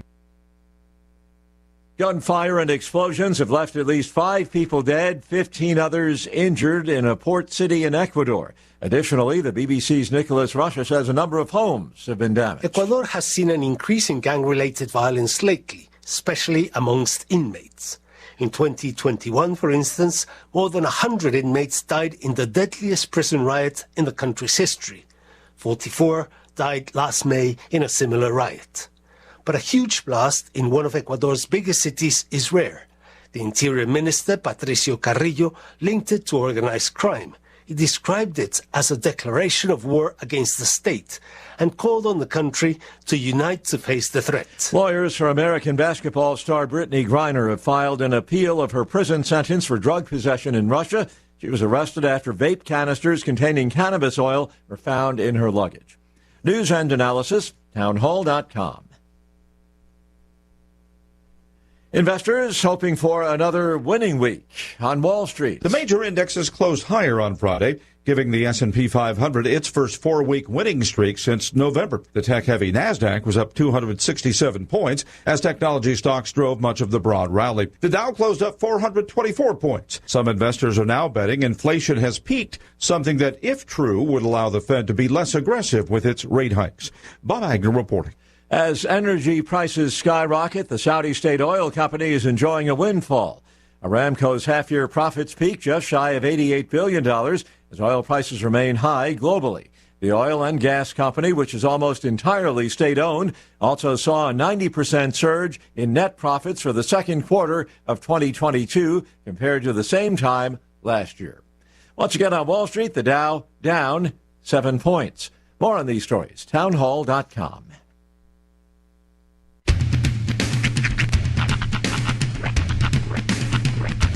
What in the wide, wide world of sports is going on here? I promise you, whatever scum did this, not one man on this force will rest for 1 minute until he's behind bars. Now let's grab a bite to eat. Yeah, come on. I feel the hot wind on my shoulder and the touch of a world that is older. I hit the switch and check the number. I leave it on and then I slumber. I hear the rhythm ringing through it. Flamenco guitar and cumbia music. I hear the talking of the DJ. The travel listen, what does he say? I'm on a Mexican radio. I'm on a Mexican radio. Broadcasting live from high atop the J.P. White Building in downtown Roswell, New Mexico. It's Mornings with Mike Winters on 106.5 Roswell's Talk FM. Is that what I sound like when I talk? Now, here's your host, Mike Winters. And good morning. It is 6 minutes after 8 o'clock. Welcome to hour number 2. The Deuce. Mornings with Mike Winters, right here on 106.5 Roswell's Talk FM. Happy Monday, everybody. It is me. I am back in studio. Big thank you to Roy and Sean and Tanner and everybody for holding the fort down while I was gone last week with my wife, who I think most people have heard right now had a brain issue, and she had emergency, had a blood clot in her brain, and had a surgery for her a week ago today. This time A week ago, she was getting ready to go into surgery for draining the clot and all that good stuff. I'm surprised that they handled it as well as they did, because that sounds really serious. Oh, it was. Yeah, it's a big deal, and I'm not gonna lie. There was a few moments I was quite worried there. But all is good. God is good. Everyone has been awesome, sending out prayers and love and support, and we got her back on the mend here. In about a month or so, hopefully, we'll have her back to work and back to being more of a routine, her normal routine. And she's fully like cognitive and all that, everything. She is. Okay. She. I just didn't know. She's at a point now where she's got to get back to she's basically healing and kind of a rehabbing, which for a brain injury rehab, and it's thinking. That's kind of, that's your rehab, is thinking and doing things. And like a lot of, I think, what you have to do with her, and this is the case with kind of some many brain injuries, is when you things you do, like lift your arm or take a drink of water or pee. Whenever you do these kinds of things, your body basically plots out a map from your brain to whatever you're trying to do, your arm or There's whatever it is. There's a synapse that fires. Lift your arm. Yeah, exactly. But your brain trains a pattern to the way to send it down the nerves and everything. Sometimes when these things happen, it has to relearn those paths. The highways are under construction right now, so we kind of have to find detours. So she has a little bit of that. Now, that being said, she's not like forgetting how to brush her teeth or any. Mm-hmm. She knows how to do all that stuff. Right. She's fine with it, but what it is not second nature. It's making the connection that she knows how to do it. She has to be, she has to re-remind herself that this is how this is done. Yeah. In a lot of cases. So we're kind of, but to be honest, if you talk with her on the phone and things, depending when she's not in pain, and you talk with her and she sounds just like him, Moments when she's having a rough day with pain and things, she sounds doesn't sound normal, but when she's feeling good, she kind of sounds normal, and that's that's happy to see, but that's also my most worrisome time, because when she's feeling good, she's feeling indestructible, and that's the scary part. And that's when she's like, "Oh, I'm fine," and then she just tears off to go do something, and then she gets up and acts, and then takes a few steps, and then her head starts getting a little woozy, and you're like, "All right, so she's got to get there." Yeah, and it's going to take about a month. Sure, and you got to start making those connections. That makes sense. I mean, and it's a lot of relearning things, a lot of therapy, relearning not how to walk necessarily, but like teaching your brain how to walk. Yeah, and she knows all that. It's just the pathways to get. So she'll stop and get a little stumbly, and then occasionally she'll ask a question 4 times, even though I've answered it. Right. She doesn't. Sometimes that part's a little off right now. She's not in any pain right now, is she? Yes. Okay. I mean, there's meds to help, but she still has head pain. Yeah. She got cut open. It's bound to hurt a little bit. Well, and I don't know if you heard this part, but she, in essence, has a hole right here in her head, which would be right above the forehead and dead center. That was a porthole for drainage, because for about 2 days after the surgery, she had a drainage tube that came out there, and there was a little bag full of drainage that she had attached to her for about 2 days. And then next to said porthole, there is an incision that is just to the right of it, about maybe a ½ inch, and then it goes straight down from that side there to just about an inch above her ear, right here. And so she has a scar, or not scar, but an incision right there. And that's what she's dealing with. I have to, and for right now, she'll I'm going to need to take off a couple days, like around the 23rd. Sure. Yeah, we talked about 2 weeks in, you have to go down for an MRI and remove sutures, and then another 2 weeks, another MRI. Yeah. Well, yeah. And in actuality, in about 2 weeks here, what we're trying to work out now is she's going to have 3 different appointments. Okay. So it's probably going to be over 2 days that I'll be gone. Okay. Because she's got to go see a neurologist, the neurosurgeon, and a hematologist. Gotcha. So, Yeah, once you get into brain territory, you get a lot of doctors. Oh, yeah. No, you stop dealing with this is my doctor, and you start dealing with this is my team. Yeah, we got quite a few doctors here, so we definitely want to, and obviously, I'm not skipping out on these. This isn't like, I feel better. I'm not going. This is a brain injury. This is a little bit different. No, and you need to be on the front lines. It's 100% understandable. This is we're doing silly radio. Yeah, this can be filled, and that's what I appreciate that. But although you have to understand, some heads might be lost in the process. I noticed that somebody. Your boy was mad at that thing apparently. So I came in this morning, was not aware of the fact that we had a headless alien sitting on our floor. I thought someone was sending me a message like it's some Godfather stuff going on here. The alien sleeps with the fishes. But no, so all my only thought was, okay, I got to figure this out because I'm an angry person by nature, and my go-to is if I don't figure out who does this, people are going to assume it's me. It was the same thing with the table. I'm like, I need to figure out who did this because I need them to know it was not me. Because I'm an angry person by nature. Yeah. I don't want to be. It works out that way. So I'm like, okay, I know I didn't do this, but they're going to think I did. So who did? I'm like, well, maybe Tanner and Roy came in this weekend and, I don't know, got angry about something. Gene assigned them. But then I was like, wait a second. I had to come in yesterday to throw it on some voice tracks because I knew I was going to be gone for part of today because I had to drop my son off for his first day of pre-K. So while I was doing those voice tracks, he was apparently murdering alien life forms. Apparently. He went all kinds of postal on our little alien friend there. So didn't even have a name or a backstory. So Sonny's going to put his head on a spike there. It looks like. Now, at this point, now he's just laying down here. It looks like Sonny's presenting his head to him. Yeah, it kind of. It's like, yes, this is your fate. You should have listened. So, what's he showing him? I mean, I guess maybe the brain is still alive, so he's showing his still alive brain, his decapitated. Like, what a shock to your brain. The last thing your decapitated head sees. So is the head looking back at the body like, I need to lose weight? It's like, I'm looking a little pudge. It's like, it didn't look so fat from my angle, but now I'm seeing it from your guy's angle. In fairness, he did just drop like 10, 15 pounds. He is You got to imagine that head's heavy. Hey, if In Living Color needs a new head detective, we got... well, that might be a reference that most people don't get. I didn't catch that one. I was going to. There was the In Living Color. Remember the show? Oh, yeah, of course. Color? There was a bit, and I think it was Keenan Ivory Wayans. He played the head detective, and it was just his head with these 2 feet and a gumshoe hat.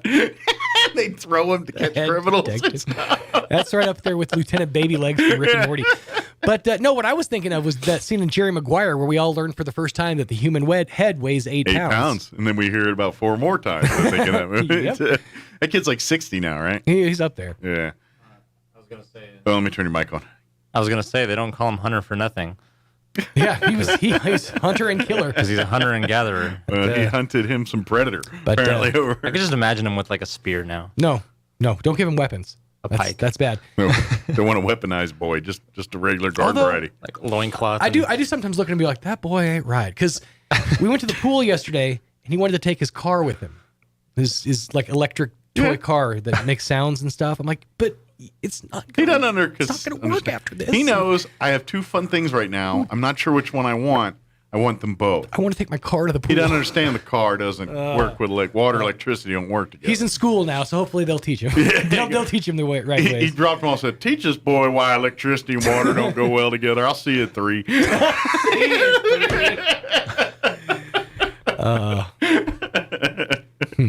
No, that was a bit of a bittersweet moment, dropping him off for his first day. Cool. It was neat. He's excited. He was very excited. Good for him. Gonna make some friends. Mm-hmm. He has a problem making like being friendly with kids. For some reason, every time we go to any place, he'll find like a little girl and befriend her, and like they'll run around and have fun. But he can't be like in friends and like sharing toys because it's all his. Gotcha. So that's the main thing he needs to. Well, he'll learn that. Yeah. This is where they learn it in these group things here. This is how they learn to interact with others because now there's others to interact with. Yes. So he's your problem now, State. But it's part of the. I've done all I can. I've gotten him to 3. Okay, he's yours now.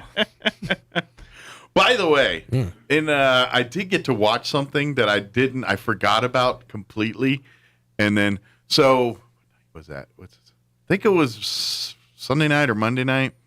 I was back at the hotel room trying to fall asleep, and they had like a man versus food marathon on one of the channels. Okay. Because they had like Spectravision or something in the hotel room. So it was literally like watching TV in 1997, where I'm just going and scrolling to find channels to find something I wanted to watch, you know. So that was my, you know, television. What are you watching Spectravision? So anyway. So Man versus Food Marathon. So I started watching Man vs. Food. I was like, oh yeah, he was in Roswell, that Casey dude. I never saw the Roswell episode. That's right. So I went and I found it on not Discovery Plus, Amazon Prime. Okay. And I had to buy it for $3. Oh. But now I own the Roswell episode of Man vs. Food, and I watched it. It's delightful. Was it Toddzilla he hit up, or at the time? It was Bewitches. Oh, okay. So this was since Bewitches opened. Yeah. Okay, cool. Okay, gotcha. Yeah, it was right around when Bewitches opened. That's right. up. I remember them talking about there was a shooting day or filming day and all that. I should change my yeah, you got vocabulary. to on shooting that. around here means different. Certainly does. A filming day. Yeah.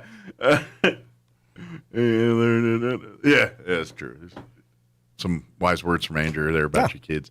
But anyway, which she's in it, by the way. Oh, is she? Her and her husband are stars of the show, man. They're just, like, anytime they need a good comment, they're going to her husband for half of it. You know, like when the challenges, then they, yeah, you can do it. Right, you know, right. Her husband's chiming in. Spectating He's like, I think you need to get the food. Like, he's like doing science, and he's sciencing. Break out the skadoodle. Yeah, he's the telestrator. To quote Matt Damon, he's sciencing the feces out of that thing.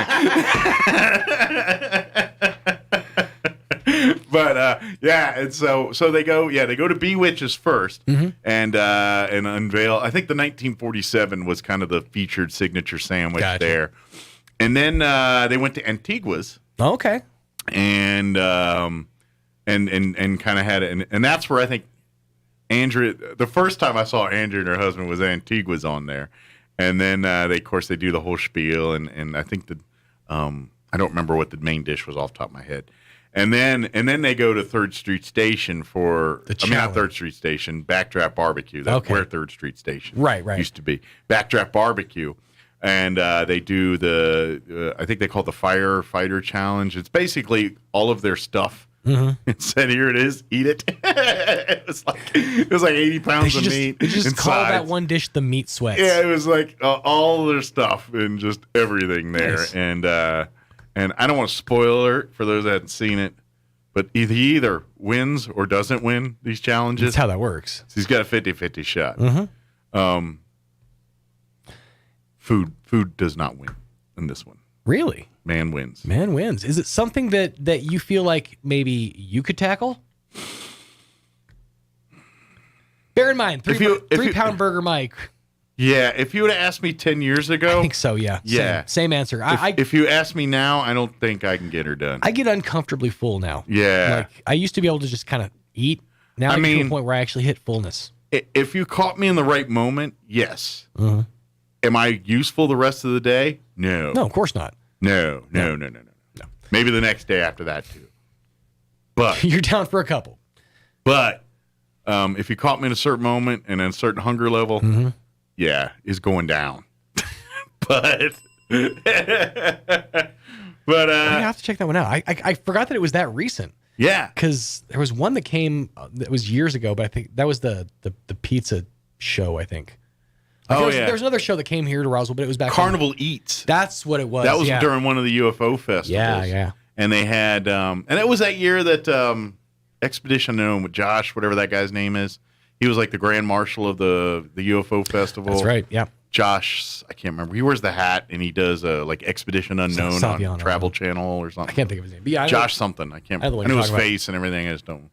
He's kind of like the Adam Richman of not food things. Of anything that's not going to give you cholesterol. Yeah. Although Casey's a big man. Yeah. Casey, the new host of Man vs. Food. Adam Richman's been doing a lot of stuff for History Channel now. Has he? Yeah, I know he plumped up for a while, but he kind of got back down to fighting weight. Yeah, he's back to. He looks normal. Right. But no, he's got. I think he's got like para shows. Like he's now behind all the foods that built America. He like narrates all those. Gotcha. But he also has a show that I think it's called Eating the 80s or whatever, and it's like this whole like 80s establishment food things and like kinda, all the like the snacks of the 80s, yeah, the and trends like of the 80s. whole he does something with that. Huh. Inside baseball. Casey completed challenge, but puked his guts out after it. Fair enough. They show that part on the TV. Yeah, that part didn't make the cut. Well, he's literally eating like an entire cow and pig, and I mean, it's like everything they got. It's just this mountain of meat and food. I want to say there were sides mixed in there, there's gotta be, you gotta have the sides. Yeah, I want to say there was like mac and cheese. There's always like the baked potato and then the bread roll. Yeah, there was like mac and cheese and beans or something in there. I know we have our guest is here. His guest is here, cool. Yes, but at some point I did get to check out the first episode of Dark Side of Comedy. Oh, that premiered last week? I think it premieres on Tuesday, but it's out early on YouTube. Okay. Or it premiered last week and it's out on YouTube. Okay. But the full episode is on YouTube. It's a lot. And that one's on Farley, isn't it? Yeah, Chris Farley. Okay. I know I saw the list. Like Artie Lang's gonna be an Chris intriguing Farley's one. first. I think Roseanne is next week. Yeah, that looks good. I'm intrigued about that one. The Artie Lang one is one I want to check out. For sure. There's like 3 or 4 on that list that are pretty impressive. Mhm. It's like a list of like 12 names, it looked like. Yeah. Well, and then I think the season finale of the Icons on Earth, which is a thing about Star Wars, will premiere, or the finale will air right before, because they were doing Dark Side of the 90s. Right. And that finale was I think it's Thursday, now that I think about it. So I think the comedian one is going to take over for the 90s. So they're going to have the last Star Wars one, and then they're going to take you into the comedians, or vice versa. I'll wait to talk about it till you get a chance to check out the Farley episode. But it's the things that they dive into that you kind of didn't really know about. Yeah. Because I've heard the Farley story 1,000 times. Like I figured I knew every detail. Yeah. But what they get into in this is basically his last time hosting Saturday Night Live. And it kind of lays that out. Oh. And that's worth it for the episode for just that little bit. Okay. It's great. Interesting. It's you don't think about stuff like that until they paint Of course, guys like you and I have probably watched so much on Farley that I'm guessing we know more about that story than probably the average person does. For sure. And and that's what I'm saying. Even I learned something here. Yeah.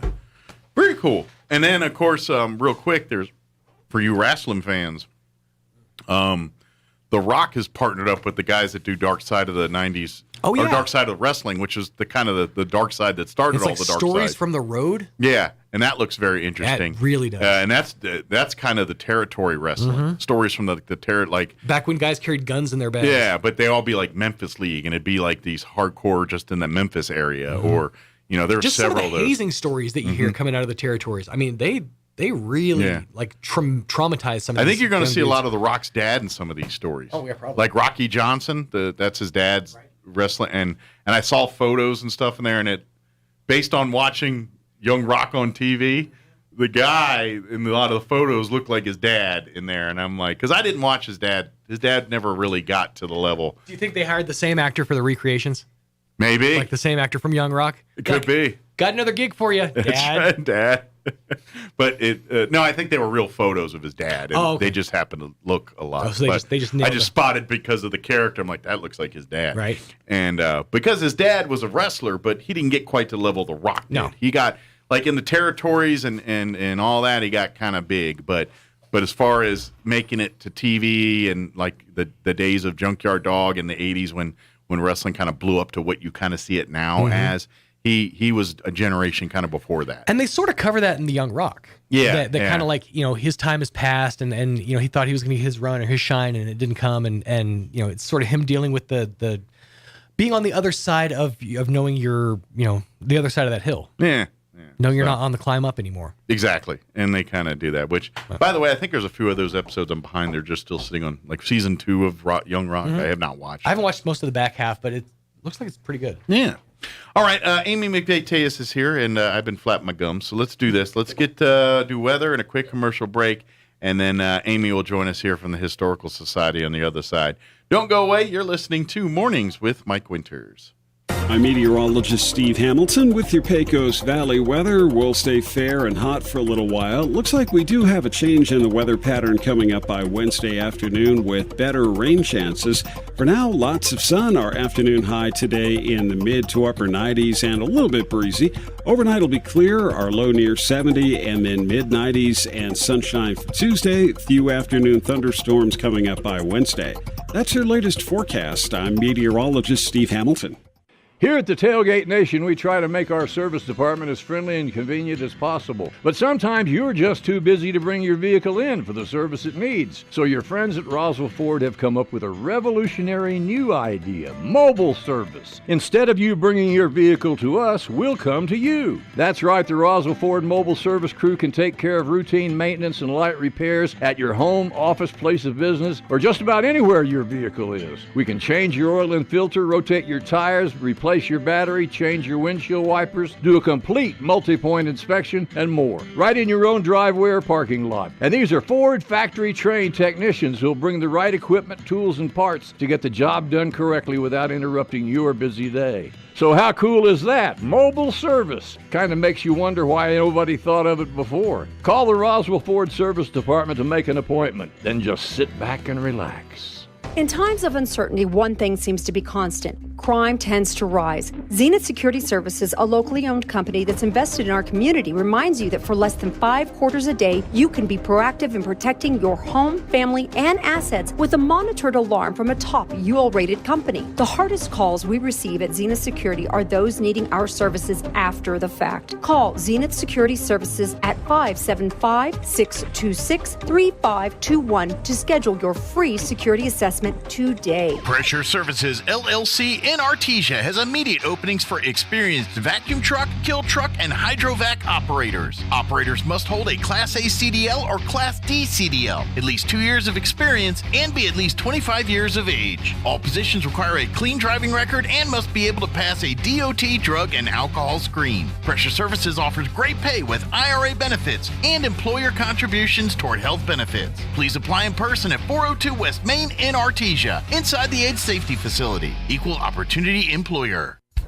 The Bulls are coming to Roswell, and the savings are coming to Roswell Nissan. We have a selection of over 25 brand new vehicles on the lot, so you can ride away today in an all-new 2022 Frontier, Pathfinder, or Rogue. And the pre-owned lot is stocked with herds of practically new vehicles in stock, with many 20s and 21s in stock. And we have over 100 vehicles on the lot. When no one has vehicles, Nissan does. Get ready for bull riding action and head for Roswell Nissan, 2111 West 2nd.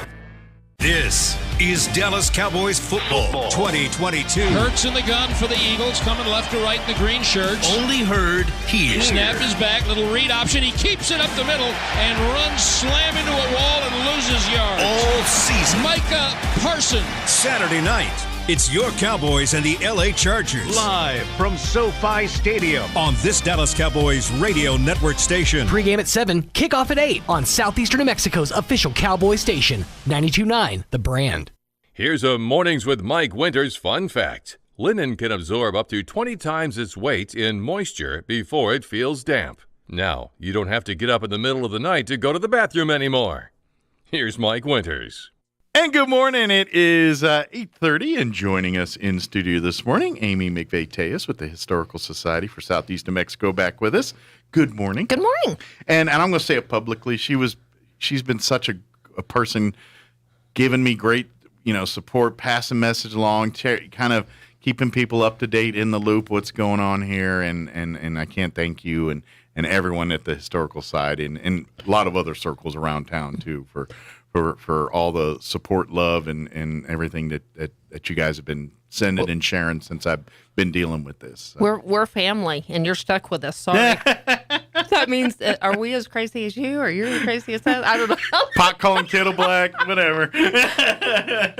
Oh, there's nothing we wouldn't do for good old Mike. Almost. Don't make me push that envelope. I was getting worried for Mike for a minute because I asked, guys, if you're listening, we know Mike loves food. Yeah. And so one of my blessings was to bring you food, and from Mike Winters to deny food, I'm like, I think Mike needs to get checked out. Mike said no to food? Come on. Well, it's kind of funny. It's like one day she's hungry and I eat 3 meals, and then another day she'll eat like I have to fight to get her to eat 3 grapes. My So- philosophy was to feed you, though, because you might be driving her Oh. crazy. So I thought if I put a good meal, I was just I kidding. never have trouble finding food. She's like, "You're not hungry." I'm like, "Well, I'll get some. I'm gonna sit here and eat in front of you. I don't care." That's so funny. yeah, just because she's not eating, don't mean I will. I eat, but but yeah, it's kind of she has and now her mom's gonna be with us for at least a little bit here That's to help. Good. Otherwise, you would not be hearing me today. I would not. I don't Of feel course comfortable not. about leaving her No, alone that's for any sure. No. period of time here. That I'm glad she's here, though. Yeah. We'll continue. Well, I heard tell while I was gone that the deadline for the trip down memory lane drive-through heritage dinner the deadline has been extended for about a week or so. That's right. And through the 19th. Which is today's the 15th, right? So the end of this week, it sounds like. So we've got till the 19th. And if you're listening, and I've heard it already, man, you've been on the radio a lot. Well, ladies and gentlemen, if you're listening, we still need to sell some food. Spend $100 and you won't have to listen to Amy anymore. That's the rule. We're gonna. Matter of Text fact, me right now. I'm gonna put her on every day. Never mind. Everybody's like, please, no. Until we sell enough of these meals. One thing you know about me, Mike, I'm going to do what I have to do, and we are going to have to do what we have to do to make this money that we need. But more importantly, I think people are really taking for granted. We're celebrating the past 40 years, and it is a huge amount of individuals that have truly impacted our lives, impacted our community, changed lives, changed communities. This community wouldn't be what we are today without these names. Yeah. And we've talked about it so much, time and time again. These same names are in all these organizations and doing all these amazing things. Well, one thing that does concern me, and on behalf of the Historical Society, we look forward to the next 40 years. Yeah. But these legacies and these batons need to be handed off. And so there's power in celebrating, but we're celebrating to realize these individuals aren't going to, they're worn out. Yeah. You're right. You know what I mean? Yeah. They are. And so we need to look to the future, celebrate these individuals, and dig deep into what they really did do to make a difference and empower our future. Well, and if you think about and this list, of people, families, organizations that have been honored over the last 40 heritage dinners, the way things are done, the way you're used to having things in Roswell, and just the lifestyle you have, these people had a huge impact on that. Why Roswell is what it is today. Yep. Many of these people we honor at the heritage dinner are their impact is what you're seeing. Sure. And let's face it, some of these people are no longer with us. Some are in the twilights of the years. Some are still doing every day, just doing to the grindstone. But like you said, this is for as much as to inspire the next generation, as it is to honor these people for the work they've done. And I think it's amazing because, Mike, over the weekend, I did not realize that until just now, but I was contacted by a handful of past recipients over the weekend. And what were they doing? They were helping. Yeah. First of all, I've got my ball players watching the Little League World Series thinking, why isn't Roswell there? And we need to come together and get Roswell back there. Gotta love it. Gotta love it. And I guarantee you some of our local players would be part of that. I've got Mike calling saying, what can I help with Excel? And they're helping us celebrate for the holidays. I'll leave it at that. Yeah. I've got Roswell Livestock calling. And it's these type of people that they're the silent heroes doing what they do behind the scenes to try to make a difference, impacting us and helping us. And I just hope people realize that we want to say thank you, and it means a lot. Well, it means a lot. Those names you had mentioned, too, just outside of the Historical Society circle, anytime there's a health expo or a back-to-school event or a Cinco de Mayo celebration or some kind of fun or event that is helping the community, Excel Energy, Roswell Seed, or the Gonzalez family. Never. Since we have honored them, they've never stopped giving. Yeah, these are all names Never you see stopped time giving. and Never time stopped again helping. supporting Never either stopped doing. financially or physically or some way, shape, or form. And there are pillars in our community. They are. These And there's strength in numbers, whether it's a little bit. And I'm of huge mindset. We don't need that huge lump from one person. We need a little lump from a lot of people to get together. And I still believe this, and part of character counts. And yes, Judge Jones is on that list. Mm-hmm. He comes to my mind. But something right before he passed, he kept saying that through us uniting and getting over all this unacceptable nonsense, it really isn't worth ranting about, if you will. You know, I'm of mindset, shut up, let's put the working gloves on and let's do some work to get there.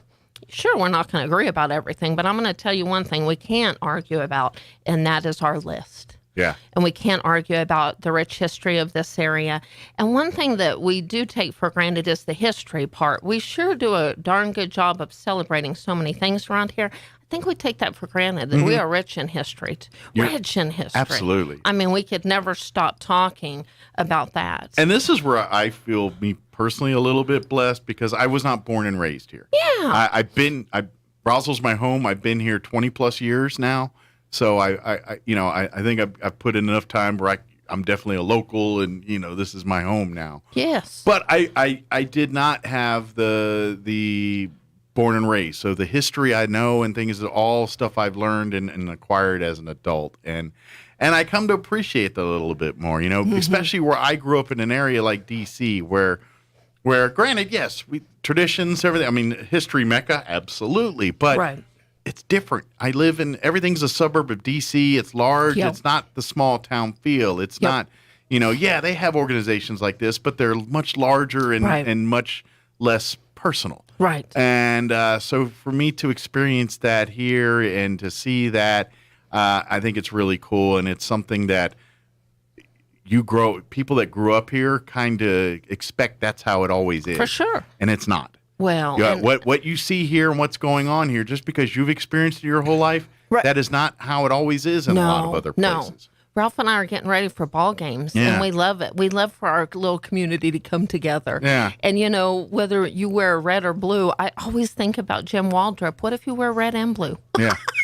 Exactly. What if that's part of history? I think about losing Mickey Reeves, and I remember those days, graduated with him, us getting ready for our ball games wearing red or whatever. And I remember right after that game, we were loving Rockets and Coyotes because we came together. That's part of our rich legacy. And I think that people ask me all the time, when do you stop asking for money? Well, we're going to fundraise to pay our bills. Yeah. Never. And I would love a day when I'm not doing as much fundraising and we've got our bills paid. Mm-hmm. And I would love a day when my job as the director of the Historical Society really is promoting history, which fundraising is part of that, but getting out and doing what we really, my vision is to start a history club, and I'd go to every darn school in Roswell to do it. Yeah. May not have time because we got to pay the bills first, but I would love that day. And I would love that day when the museum maybe is back open, or maybe it's not. We're offering more things and having more events and doing all those things. It's not about fundraising, about doing things. Well, and part of that too is our mission is part of it. Like we just had the Roswell Community Little Theater in last hour promoting their event and their last weekend of shows here for She Loves Me, but we were talking about the money raised and the kids arts program, which they're going to be back at the Historical Society here next month. And I don't even think we've talked about it. Ladies and gentlemen, y'all have to mark your calendars. Yeah. And I believe that's September 17th. That sounds I believe right, that's Saturday. Yeah. Guys, what we're doing, and it's really, really exciting. And these kids are, I think, September 17th. A cool testament is most of those kids that reenacted last time, they're back. Good. They loved it and had a good time. Absolutely. And that's what, so exciting. necessarily, we don't have our history clubs and things, and we haven't done a Sunday Fun Day per se in a while. And we're working on that. Because Spooky of, time coming up in October. Yeah. So we'll do that. COVID's kind of changed how we present in things a little bit, but we're kind of and when we can't do it directly, we be the platform for things like the CAPS program. That's right. We never stopped. Yeah. We pivoted.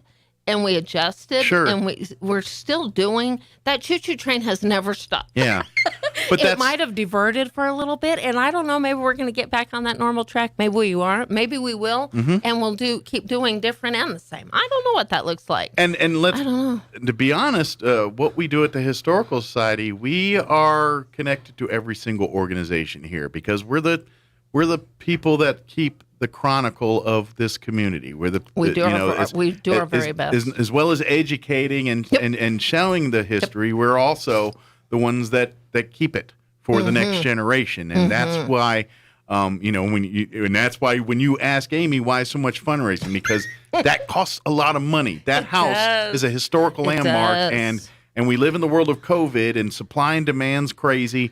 And then on top of that, you have a house that you can't just slap some drywall up or do something like that. You've got to do work. It's a testament, Mike, that I'm still here. I'm still working. Yeah. You still paid me. We're still doing with all the expenses we've had, and we're still standing up. People are still showing up. Every time when I get a little down and discouraged, I'm not going to lie. Yes, if I've been there 10 or 12 hours at the office, but we're not going to stop because it's and I think of that list includes people like Morgan Nelson and Elvis Fleming, and whether it's a silent hero like Kay Rogers, all these silent heroes, we're not going to stop because of that list. That keeps me waking up. And I know, and I could probably safely speak for the entire board where I'm saying we are all hellbound and determined that when your grandkids are here in this community, they can go to that same facility and enjoy it just like you are right now. Yeah. When long of us are long gone from this earth and forgotten about, they can still go to that house and go to that archive facility and learn about what Roswell's about. That's why we're having so many dinners. That's why we're doing all this stuff. And that's why we're going to continue to do that as long as we're able to. So we can make sure that your kids, your grandkids, and your grandkids' grandkids can go to that place and know what Roswell's all about. Well, and I think if and I Southeast get New Mexico, I get it. I'm going Some of too these small. things feel redundant. We keep saying the same things. But Mike, I think that there's power in us doing this, knocking on doors, and if people say, "Good grief, what more?" No, I think that it's time to take a moment. Ralph and I were at a funeral, mentioned it. Tommy, God bless his soul, family member we lost. He always said, one of his quotes was, "Slow down." Well, we do. We need to slow down. And maybe we're knocking on the door to remind people around them that may have negative feelings or maybe aren't in a good place.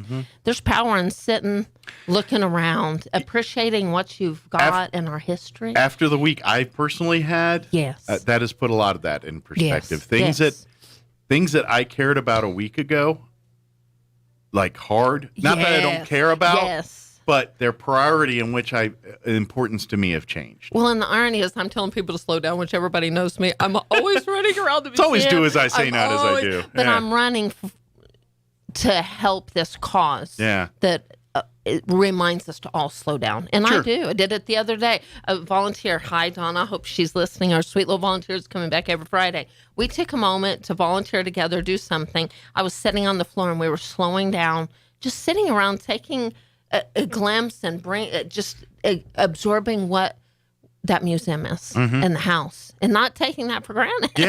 We need to. Well, and that, to be honest, that's, when people are like, you want a tour? And I'm like, actually, I just want to sit in the living room and chill. That's all I want to do.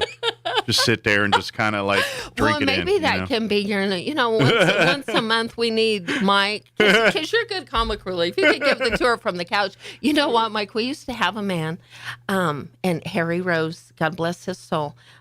He did kind of give the tour from the couch, and I kind of liked it. He was kind of chill. A lot of the time had his hat on. He had his feet kicked up or whatever, and he was talking, and people love that. So see, maybe there's a new spot for you, Mike. There you go. The museum once a month. I'm just giving move the in. tour, chilling. I'm going to move in. I'll be in a bathrobe. Y'all come in, and Chilling it's in the like, couch, hey, giving jiggle tours. before you flush. That's funny. That's funny. Oh, yeah, I know it's a cord you yank on it. Jiggle it. That's right. Come on now. Come on now. Oh, that's awesome. But we do need your help, ladies and gentlemen. Please, please, Absolutely. please make your reservation. The food's going to be great. We're really talking about that. We were talking over the weekend. I sold some Heritage Dinner tickets. Thank you, Scott and Nancy, at Martine's on Friday night. Nice. And they were like, oh, we need to. And then we started talking about the menu again. And then I was talking to her about the dessert. I imagine they get tired of cooking after a while, right? Let someone else cook that night. Isn't that funny? And Martine's, thank you, Martine's. They're good. They're just like Peppers and so many. They've got our signs up still, getting ready for the Caps program. I still argue have they got the heritage. best huevos rancheros in town with the green chili stew. That's awesome. They put the green chili stew on it. That's So the many of our difference. restaurants, the Popos and the Martines, if you pulled a little bit from all of them, man, there's some classics. But we need the support. Pay it forward. That's something I want to remind people. The trickle effect, I do believe in it. I believe in it since that movie came out. I do believe in the pay it forward trickle effect. And I believe if you're listening, you've purchased a ticket. If you have no desire to attend for whatever reason, we respect that. Sure. But I guarantee you one thing. I would love, and I still have my list, I have about 5 or 10 more people that I would really like to pay it bless forward them to.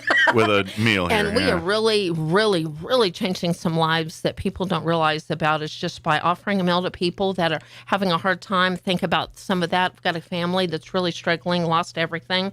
I would love for somebody to buy a bundle, and we just took a whole bunch of food to great. a motel where this family lost their house. And things like that, that's why I'm here. Sure. I mean, sure, I need the money, sure, everything. But we're here. There's power in celebrating history, helping the Historical Society, and paying it forward. That's like a boom, boom, boom. Absolutely. That's the golden opportunity. Well, definitely. So hopefully someone's listening and someone says, you know what, I'd like to buy a bundle. Yeah. And love it.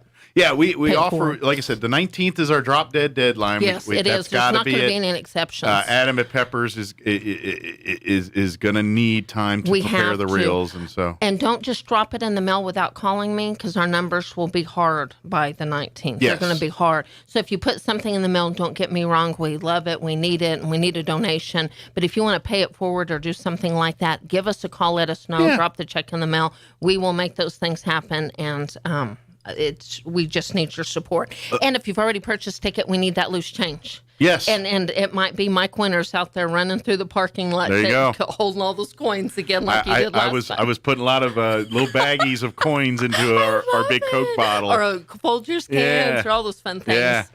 Yep. Yeah, I got a couple Maxwell House cans. I think of Folgers. Yeah, I think we've put some in a Ziploc small bags. Folgers can. I think we've had fun. Thank you, Pioneer.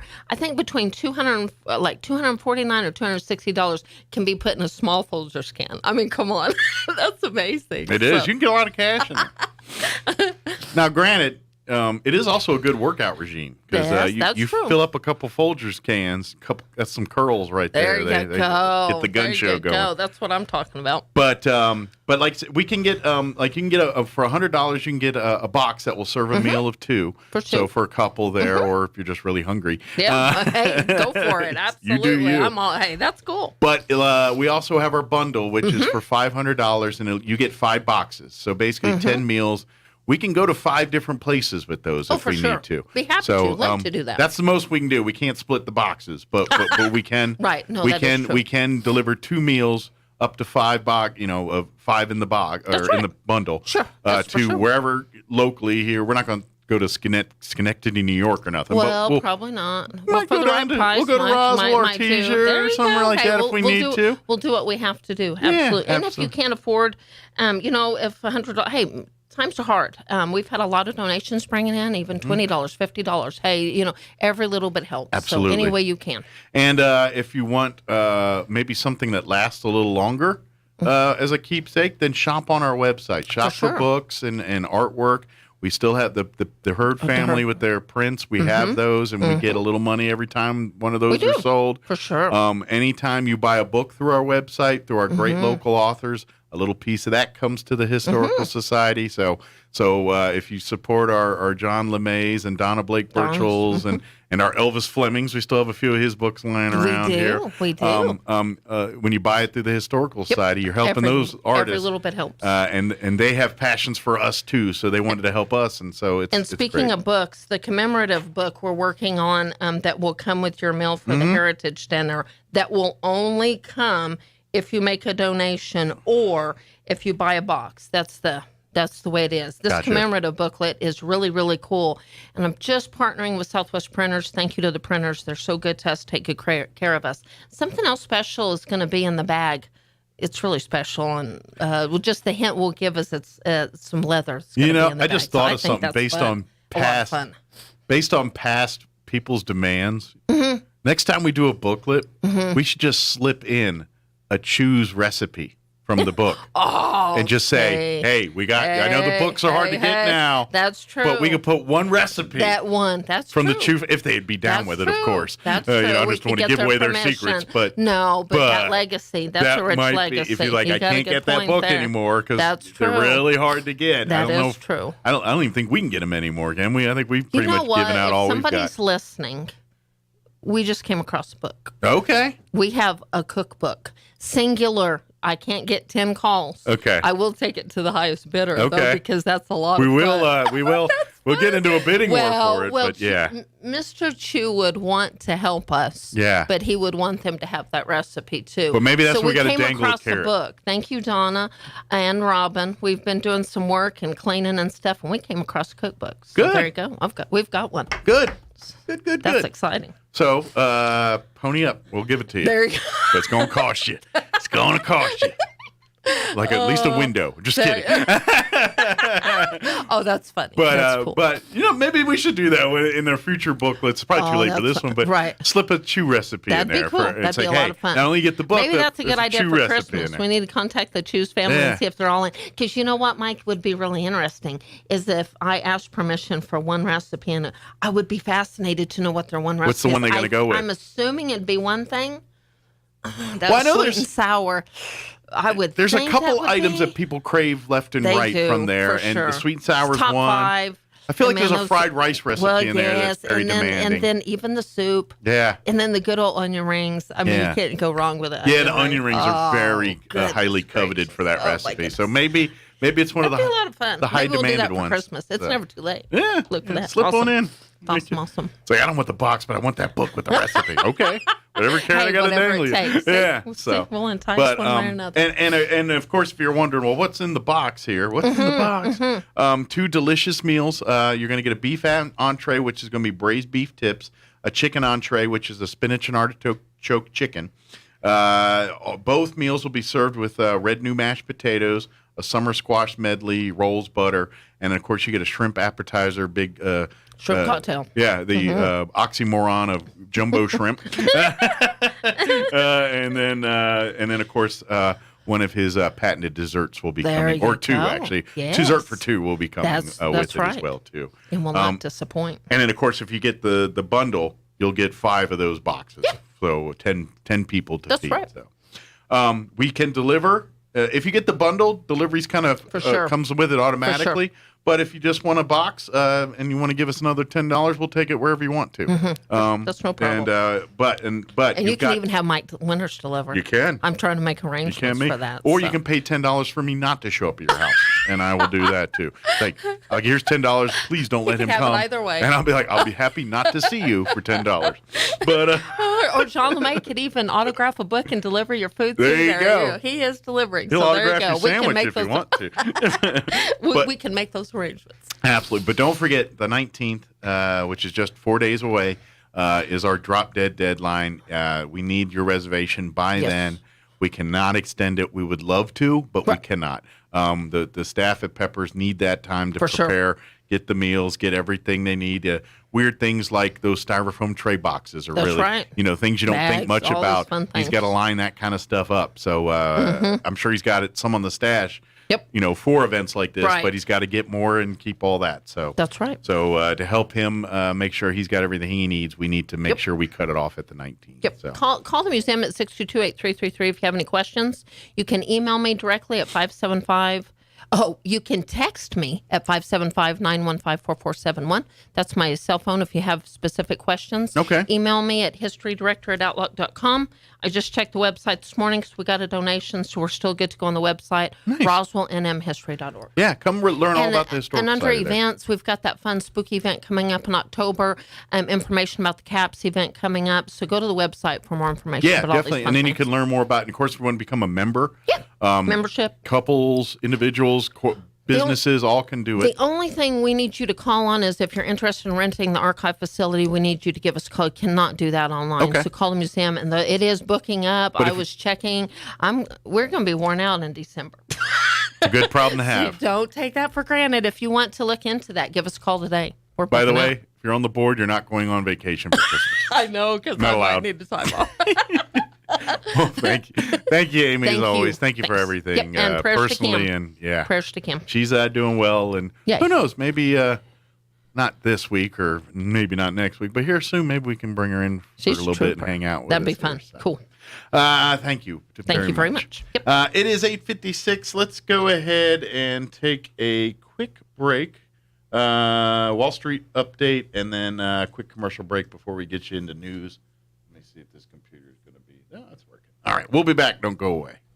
With the Wall Street Business Report, I'm Bill Alexander. Best Buy, the nation's largest consumer electronics chain, is trimming jobs in an effort to adjust to new changes in consumer behavior. Best Buy declined to say how many jobs it was cutting, but the Wall Street Journal, which was first to report the news, estimated it involved hundreds of jobs at the store level. Newspaper publisher Gannett Company confirmed Friday that it's laying off some of its newsroom staff, part of a cost-cutting effort to lower expenses. The McLean, Virginia-based company declined to provide details about the number of people losing their jobs. A federal judge on Friday reinstated a moratorium on coal leasing from federal lands that was imposed under former President Barack Obama and then scuttled under former President Donald Trump in an order that marked a major setback to the already struggling coal industry. The ruling requires government officials to conduct a new environmental review before they can resume coal sales from federal lands. For the Wall Street Business Report, I'm Bill Alexander in Washington.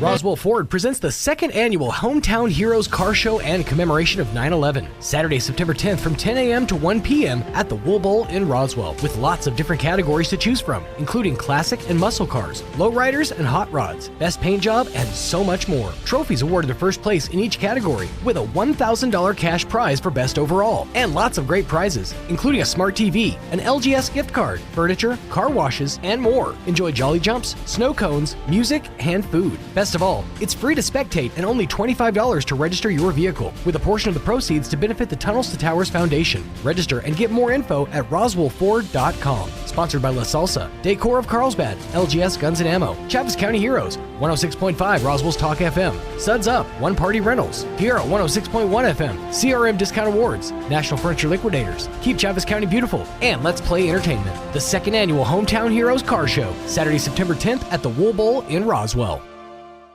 When I'm ready for new furniture, I don't want to wait for it. I go to Glenn's Furniture, where everything is ready for immediate delivery. Beautiful power reclining furniture, gorgeous dining room sets and bedroom sets, and the world's most comfortable mattresses. Glenn's has the quality furniture I'm looking for at the best prices around, in stock and ready to go home.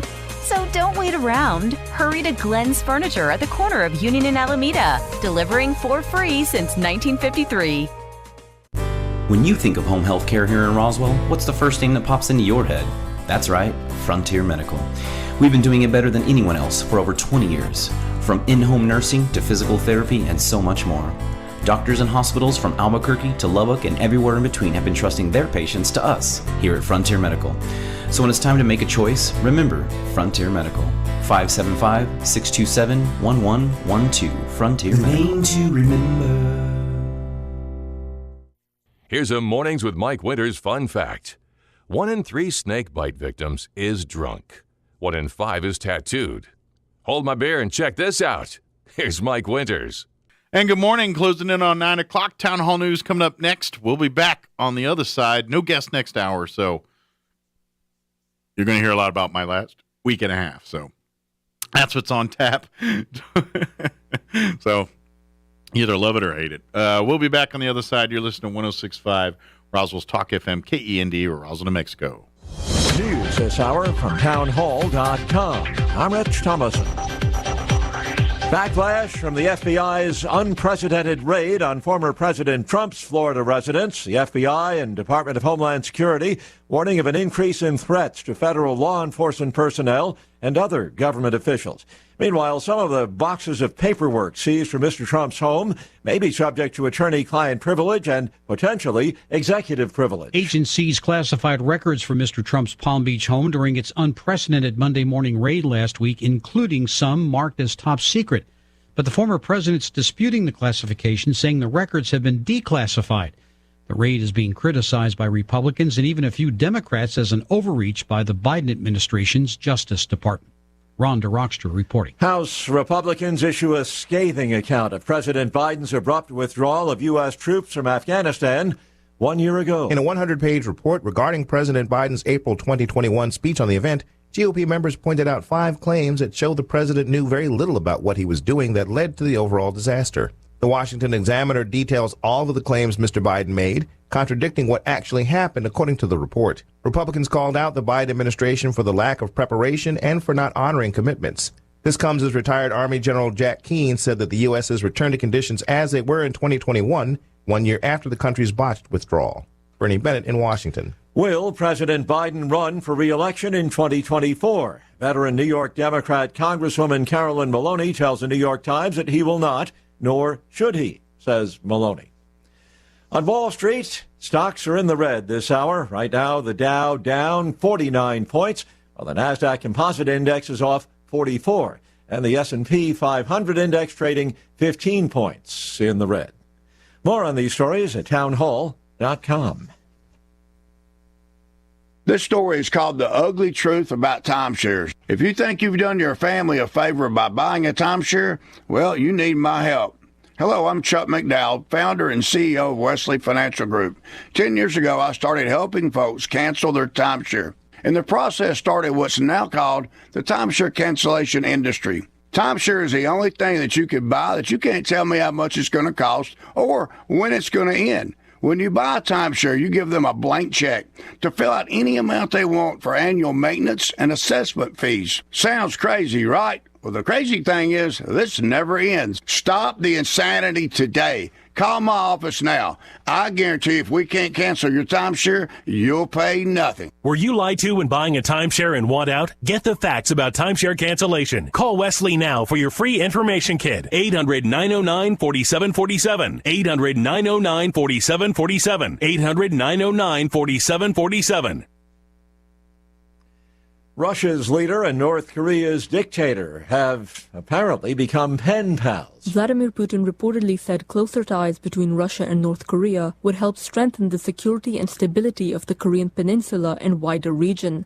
Kim Jong-un is said to have told Mr. Putin that their cooperation would continue to grow. Analysts say the two countries have become closer since the start of the Ukraine war.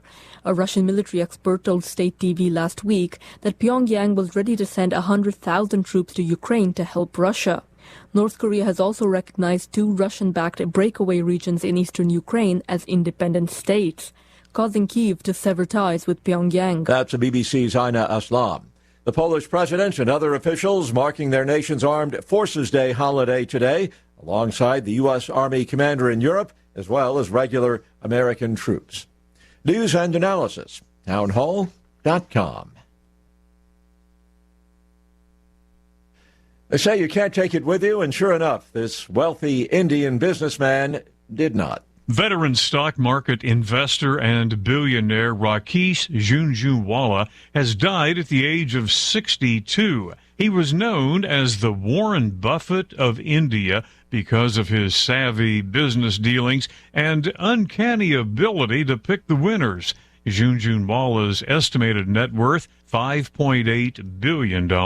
He had reportedly been suffering from various health issues. Jason Walker reporting. Lawyers for American basketball star Brittany Griner are appealing her 9-year Russian prison sentence for drug possession. Her lawyers say the sentence is excessive and that in similar cases, defendants have received an average sentence of about 5 years, with about a third of them granted parole. More on these stories at townhall.com.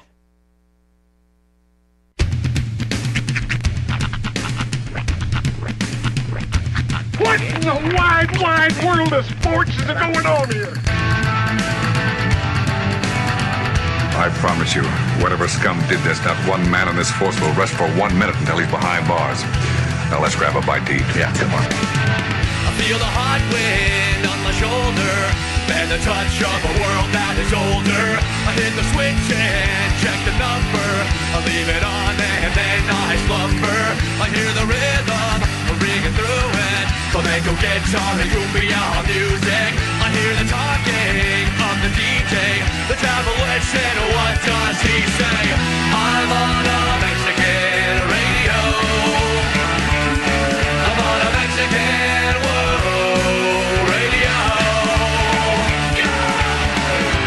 Broadcasting live from high atop the J.P. White Building in downtown Roswell, New Mexico. It's Mornings with Mike Winters on 106.5 Roswell's Talk FM. Is that what I sound like when I talk? Now, here's your host, Mike Winters. And good morning. It is 6 minutes after 9 o'clock. Welcome to hour number 3. Tres Inviernos. Mornings with Mike Winters right here on 106.5 Roswell's Talk FM. Happy Monday. I'm back in the chair. I'm back, baby.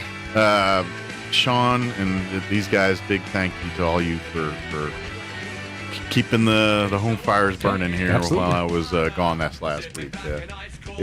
I'm not gonna lie, my perspective on things is a whole lot different than it was a week ago when I talked on this radio. I can imagine. Yeah, it'll do that to you. It is definitely part of that growing process. You know, think of things like 80 songs like "Don't Know What She Got Till It's Gone, Till It's Gone." It ain't easy. See, Mike's sadly waking up alone in a hotel room. Every rose has its thorn playing in the background. I was trying to think of how it started. Oh, it's driving me nuts. Had to ask my wife. That's her jam. But it's. But no, I'm glad that everything worked out. And honestly, she was in fantastic hands. That's one thing I keep hearing. You know what? They took her to El Paso. Everybody's like, "That's a fantastic facility." Yeah, and they aren't lying. They her neurosurgeon. She's now the one. But she took the red pill. And she saw how far down the rabbit hole goes. That's right.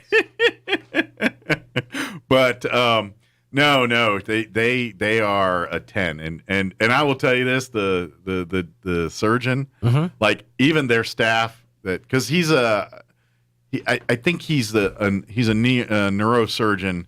He doesn't just do the Providence Hospital that we were at. I think he does them for all that area there, and so everyone was talking like, oh yeah, he's great. He goes like this is the kind of braggadocious thing about him, but kind of thing is like, yeah. When he goes to like surgeon, the other nurses and doctors were talking, and he goes, yeah, we always bring the blood, but he's like, make sure you have the extra blood. But he goes, I won't need it, and he never does. But he always, he's like, mine don't bleed. So, have it on hand just in case. But this is kind of a funny, like I was telling you, I got to go back here around the 23rd, and so we're trying to. She has 2 other appointments that we're going to try to schedule, right? Thanks to my mother-in-law, they're trying to help get that done right now. So we got those multiple appointments. But when her name is Denise, she's a what do they call PA, or it's like that one step right below doctor in the nursing world. So they pretty much do doctor stuff, but they're not attending officially. Yeah, I think it's nurse practitioner or RA it's the highest. Like they're basically doctors. When you're studying to be a doctor, you go through your internship and then your attending. I think is what it's called. Yeah, well, she's a nurse. She's not going to be a doctor. So we're it's that nurse practitioner. Then it's the highest level. She's basically a doctor. Right. But anyway, she was telling me because she would she would kind of give us the daily update. She'd come and visit and talk to us, and she's awesome too. But she was like, okay, I said, well, in two weeks we're gonna want you to come back, and I'm gonna take the stitches out. Right. And I asked her, I said, is that something we have to come back here for? And she said, yes. She goes, nobody but me touches my stitches. And I was like, dang. But she was very like, no, those supplies are low right now in the hospital, and we need to get those sutures back. Those are on rental. I think she's just like, no. You're my patient. No, and that makes the most sense. No one's touching you. My stuff. Because malpractice stems from too many cooks in the kitchen. I don't even know if it's that so much. I just think she's like, no, there's a certain way I want this done, and you're going to do it my way. And, sure. And they're very good at what they do. So you're like, okay, It's all yours. It's in great hands. And every single person was talking to the surgeon to do it. They're like, oh, he's good. Oh, he's good. I mean, it was just one of those, like. They weren't just saying to put your mind at ease. They were actually believed it. Like I feel like when he rolls in, everyone's like, "Ooh, he's here," and it's like, it's like he's in the building. All right, let's go. It was kind of that vibe I was getting. Nelson is here. But yeah, so she had amazing staff that and the nurses. So basically, when she got flown to El Paso, she was in the neuro ICU. It's not the regular ICU. It's an ICU just for people with brain and neurology issues. Right. That kind of thing.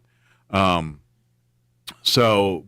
he's a neurologist and he works on and I don't know how much y'all told this story. I'll get to it this hour, but it was a very small world in El Paso last week. I didn't mention much about this at all, but this is pretty. And funny. I don't want to do everything because I don't know how much the other party wants to talk about on the said radio, but I'll give you the highlights, at least enough to know what's going on there. But I'm going to wait. I'm not going to do. I'm going to do after commercial break and all that. That's called a tease, folks. I like it, and I'm going to tease that till later. But again, getting back to this doctor, he was amazing.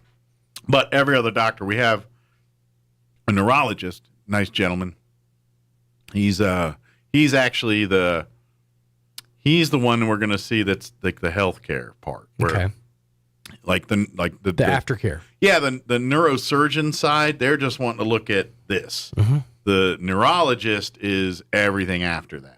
You know, getting her. The surgeon's just worried about their work, making sure they did their job right. Yeah, but making sure the surgery went well. There's not any other issues. If there's other stuff, then we have a neurologist. Something that's internal. That's his job. Sure.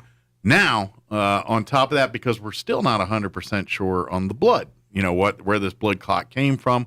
We have an idea, but nothing in concrete. So she's also seeing a hematologist, which is a blood doctor. Right. And so they're going through to make sure there's no weird blood diseases or anything like that. So in essence, when we go here in a couple weeks, he's going to tell us, you know, what he found basically on the full blood work they did on that and any actions we need to do there. Maybe we're done with him. I don't know. And then to be honest, there's another neurologist that they said I should talk to too if she's having headache issues, like migraine stuff. Right. Because she had one for a month, and so it's kind of. But I think once I get done with these, we'll determine whether I need him to help with. Yeah, that'll answer the question of whether you need a follow up. Yeah, basically. Well, I know there's going to be. I'm going to have to go back to the surgeon. Right. In 4 weeks because they're going to want to do a final CT scan to make sure everything's good and good. But I mean, like beyond that, if they need anything else, then we're going to. Well, that'll be up to the neurologist we see. Right. Well, not for the first time, but in his office for the first time in 2 weeks. Every other time it was at the hospital, and he'd come out and do his thing. But so that's where we're kind of at now, Grandpa. So that's where we're at on that side. But she's home resting, and she's my mother-in-law's with us for a little bit here so I can come to work and not leave her alone. I don't quite feel in a couple weeks. I think she'll be okay to be by herself for long periods, where I feel a little bit more comfortable about it. But for right now, no. Yeah.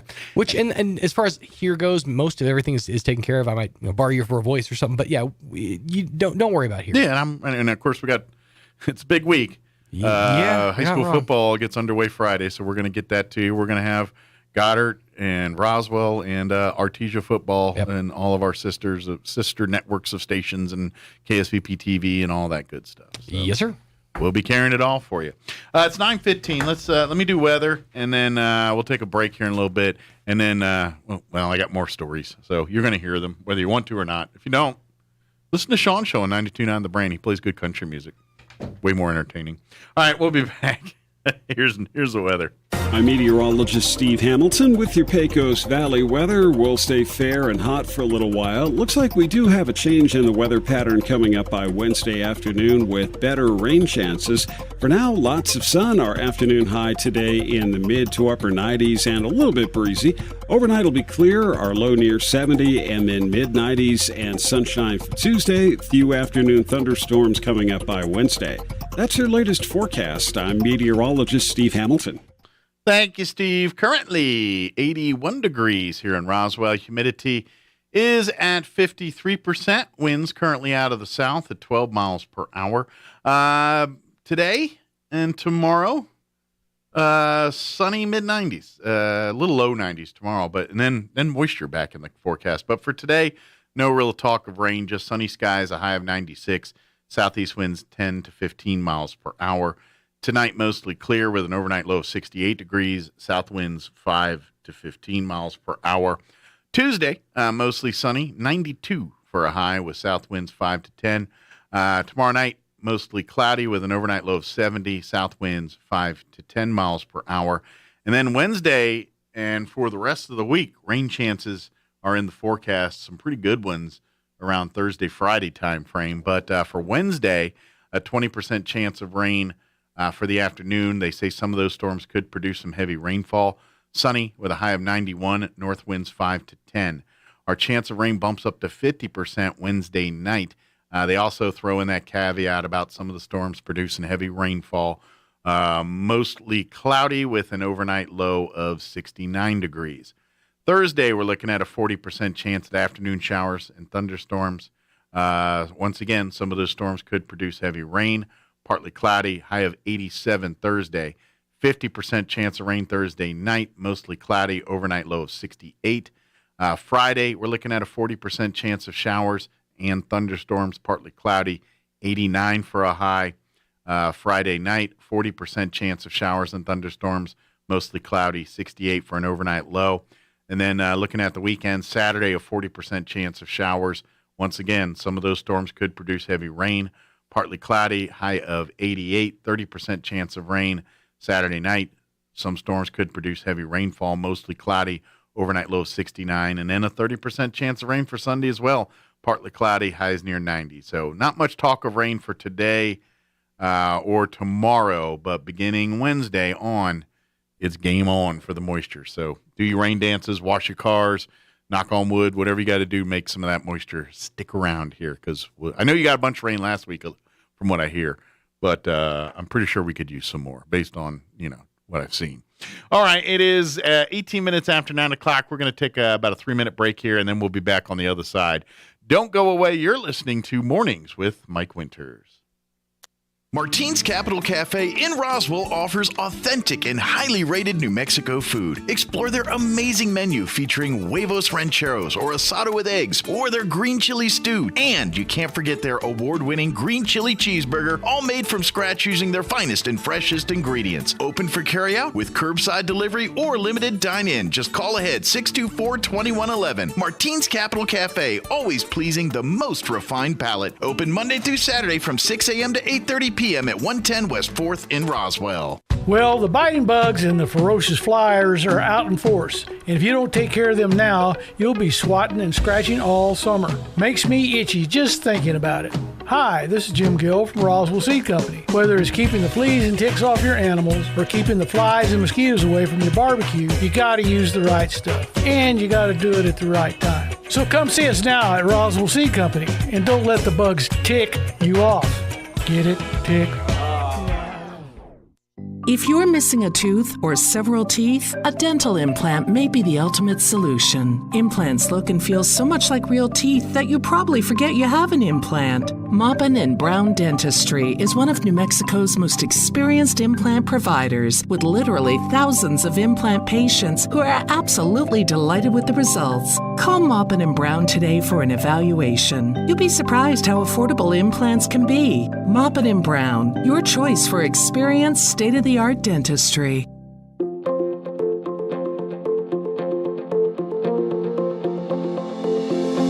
Have you ever had someone do something kind and out of the ordinary for you? How did that make you feel? I know for me, it brightens my day. Hi, this is Pastor Troy and Julie Smotherman for The Joy of Marriage. Galatians 6:9 says, "Let us not get tired of doing what's right, for after a while we will reap a harvest of blessing if we don't get discouraged and give up." I've learned when you don't know what to do, just do the next right thing. Keep sowing good things into your spouse and your family. Be patient. God promises He will give you a harvest. It will make a difference. A successful farmer just keeps on working and expects to have a great harvest. I know when my husband brings me flowers, it blesses me. So do something unexpected for your spouse. It will pay off. If you have any questions or would like further information about the Joy of Marriage Ministry, please go to jomconference.com. This is Dallas Cowboys football 2022. Hurts in the gun for the Eagles, coming left to right in the green shirts. Only heard here. Snap is back, little read option. He keeps it up the middle and runs slam into a wall and loses yards. All season. Micah Parsons. Saturday night, It's your Cowboys and the LA Chargers. Live from SoFi Stadium. On this Dallas Cowboys radio network station. Pre-game at 7, kickoff at 8 on Southeastern New Mexico's official Cowboy station. 92.9 The Brand. Here's a Mornings with Mike Winters fun fact. Elephants use these skin folds on their bodies to crush mosquitoes. Mike Winters uses his to hide M&Ms. Here's Mike Winters. And good morning. It is 21 minutes after 9 o'clock. Mike Winters back in studio with you this morning here. Definitely, Sean taking care of something real quick. Good deal. Yes, Sean is stepping out right now. Okay, cool. I will fill in. I know he's got the kid, first day of school, all that going on. So he's happy camper. I don't know about the kid, but I did not like my first day of school. Ever? Yeah. I wanted to go home immediately. Yeah. Do you remember, in kindergarten, I'm assuming, or? Yeah, no, first grade. Okay. Or, actually, no, it was kindergarten. Okay. Because kindergarten is it like, Del Norte has. I think so. I went to Del Norte. Okay. And they had kindergarten. Yeah, so you started in kindergarten. Grade. Yeah. Yeah. But I don't know if, your memory, because kindergarten, at least when I went through, it wasn't a full day. It was, I don't know if it is now, but it was, you had morning kindergarten and afternoon kindergarten. And I remember I was morning kindergarten. I went to a Catholic school for kindergarten through second grade. So my experiences there is probably a little bit different than others. But yeah, that was the day I learned I'm not a people person. Yeah. Because I couldn't get along with anybody on the first day of school. I remember calling my aunt and asking her to take me home immediately. Come get you. Did she? I think I was booted out of the class or something. Did you not work well with others at all, or? I don't. Yeah, you're a problem. A little bit. I don't. Or maybe I just left the class. I don't remember. But then they called my aunt. And, I'm Doug, and I'm out of here. But they want. Yeah, I just remember not liking it at all. Yeah. Well, I know Hunter is the opposite of that. He's excited. Yeah. So I remember liking kindergarten because I remember we had they were teaching us the alphabet back then. Mm-hmm. And I don't know if that's still part of kindergarten curriculum or later or what. I don't know. But I remember we had what was called letter people. And she had this trunk. Our kindergarten teacher had this trunk. Mm-hmm. And that's where she kept the blow up. They were blow up letter people that they blew up, and they're, I don't know. Huh. I was a kindergarten, so in my head they were 3 feet tall, but they're probably not that big. But from my, are they letters? Yeah, well, they were characters, and they were shaped like a letter, and so A would be apple guy, and he'd be kind of this apple dude with A, and then they have a story that we read to the class, and then we had each letter had a lesson. We do the story of the letter people. There was usually a film strip to watch or something. Do you know what film strips are? Do you know the concept? Are you old enough to remember the concepts of film strips? Where they were on the projector? Yeah. And they had that. And one parent, the teacher's pet got to flip the thing. Yeah. They let the parent teacher let them. But anyway, so there'd be a film strip, and then when we'd have to practice the letter on our that handwriting paper that they had as a kid with the lines, and you had the big second grader pencil, giant pencil, big fat, which we used later for pencil fighting. But anyway, different story. Did you do pencil fighting when you were in school? No. What is that? I'll tell you here, and just give me a second.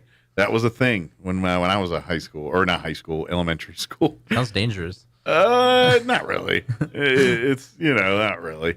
Although it could be if the way people turn them into I'll tell you in a second. I remember the small period of time in high school where they considered pencils like a weapon. Well, we used to pencil fight, not stabbing each other. Let me explain in a minute. Let me finish this story. But so we did the letter people thing, and so we did the film strip a thing, and then the handwriting. But then some of them had a meal too. We would make I remember making stone soup. We fried pumpkins. We did all kinds of stuff in kindergarten. And a lot of them were surrounded by the letter people. But so you want to know what pencil fighting? He's not familiar with pencil fighting. He goes, sounds dangerous. I'm like, okay. So talking about with ceiling and all? No, well, here's our version of pencil fighting when we were kids. Okay. So you get your pencil. As you got into second, third, you had a number 2. But if you could procure the fat ones, the big fat pencils that were kind of designed for smaller kids' hands so they could fit better in their hands, that pencil was like you're cheating, kind of like your fat marble for those that played marbles and all that. But in essence, what you do is the one person holds their pen or pencil I know what you're talking about. like this. Yep. Holding in their hands. And then the other person takes the pen, their pencil, and catapult, and tries to catapult it down and trying to break it. their pencil. But they would get prison shank with them. Like some of the more advanced would chew out the eraser and then mash the metal part so it's like a spike, like a little axe handle at the end, and then chip away at it. Others would do the second grade pencils and then do all that. You had a few cheaters because you had some people that would like get into their windups and it looked like some kind of major league pitcher. They'd be like, yeah, they would. And There's like always some drama to it. spring load their hand so it goes like this, and all of a sudden, like that or something. I did it on purpose. Yeah, but that it would end up like that. I can never pull that surprised me. Well, I aimed for your side of your head, so I was aiming for your jugular. So you got the alien guy. And then you had some people that tried to do this move. I called it the axe chop, and they put their finger behind the pencil like this and try this move. That's cheating because now you're just using your finger to break it, and that's So, but yeah, that was a big thing. Now, can I tell you what my move was? Okay. If you got the ones you're on. Oh, if you got the pencils that had that were like plastic coated, the wood. Yeah. You could bite the wood and it wouldn't like dent the wood. Yeah. It would like put a divot in it. So if you did that enough times on your pencil that was the plastic coated with you basically had a serrated blade that you were then flicking. Oh yeah. Yep. Oh, it was a thing. It was a thing when we weren't playing paper football or basketball quarters. Then we're pencil fighting. Did you ever play? We never had a name for it. I think we just call it paper battleship. Okay. What you do is you fold a paper in half, fold a piece of paper in half, and then on that line of demarcation, this is your side, this is your opponent's side. They pick 10 places and they put their soldiers in these 10 places. Okay, so then you take turns and you fold the paper over and you hand it to the other person, and they'd have to scribble a dark mark into the back side of the paper so that it would show a mark on the other side. Okay. And that would determine whether or not you had a miss or a hit. Oh, okay. No, we never played that. Yeah, it was. I spent a lot of time in school suspension. that was the game of in school. It was definitely the game of in school suspension because it was quiet and teacher didn't care. Now our go-tos were younger days pencil fighting. But as we got into high school and middle school, then it was paper football, which I think most people are familiar with. Here's the problem: you put your paper, you fold up paper into a triangle, and then you have a table, and then you're whacking the back and forth and if you can get the paper football to hang on the edge of the table without falling off, that's a touchdown. Now, and then you got to try an extra point where your opponent had to make a little field goal, and then you had to put it on the side and click it. Usually pop in the forehead with it. Paper football. Now here's the problem with that though. I never learned how to make a paper football. My whole childhood, I would watch people play paper football. Yeah. I've held a paper football. I think I've played like once or twice. I never knew how to fold. It's kind of like folding an American flag, kind of in the same vein. Okay. There. Never knew that either. You should learn that. Probably. But yeah, other kids did all that stuff, and I was never really interested in all that. Yeah. Like, it just seemed like a waste of pencils and stuff. Do you ever pop straws? We were kids. We didn't care about that. We were trying to kill time. I think Mike picked up on this one time years ago, or like a year ago when I did it. Or maybe it was just where a few you months. fold it up and then you take the pencil or the straw and you pinch it at both ends. Yeah. And you roll the straw up to where it makes a tight bubble, and then you hold it up and somebody else flicks it and it goes pop. It goes I real remember loud those. pop. We used to do those. Me and my friend used to sit at the McDonald's and get like a grip of straws. And this is, I think, to this day why they won't let you have access to them anymore. And just pop them. And then this is middle school, early high school. This is all before we had internet, by the way. Yeah, we didn't have internet and all that. So we had with coins, we could play basketball or hockey. If you had one quarter, you could play basketball. And basically, one end would make a little hoop, and then you spin the quarter, so it's spinning like a top. Yeah. And then wherever it goes on the table, you got to catch it like this. And then once you've caught the quarter you had to fling it and shoot it into your basket. And if you made it, you got a point. you didn't, then the other person gets a try.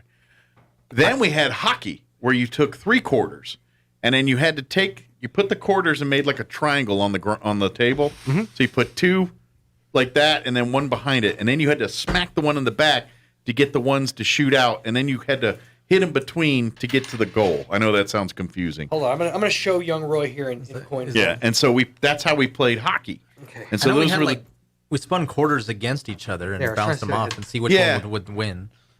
And then he's going to do the concept. Yeah, so this is basically it. You take, I know we can't see this on the camera or anything, but you take 3 coins and you start at the corner of the thing. Right. And the way now I've done it differently because we've actually had this conversation too.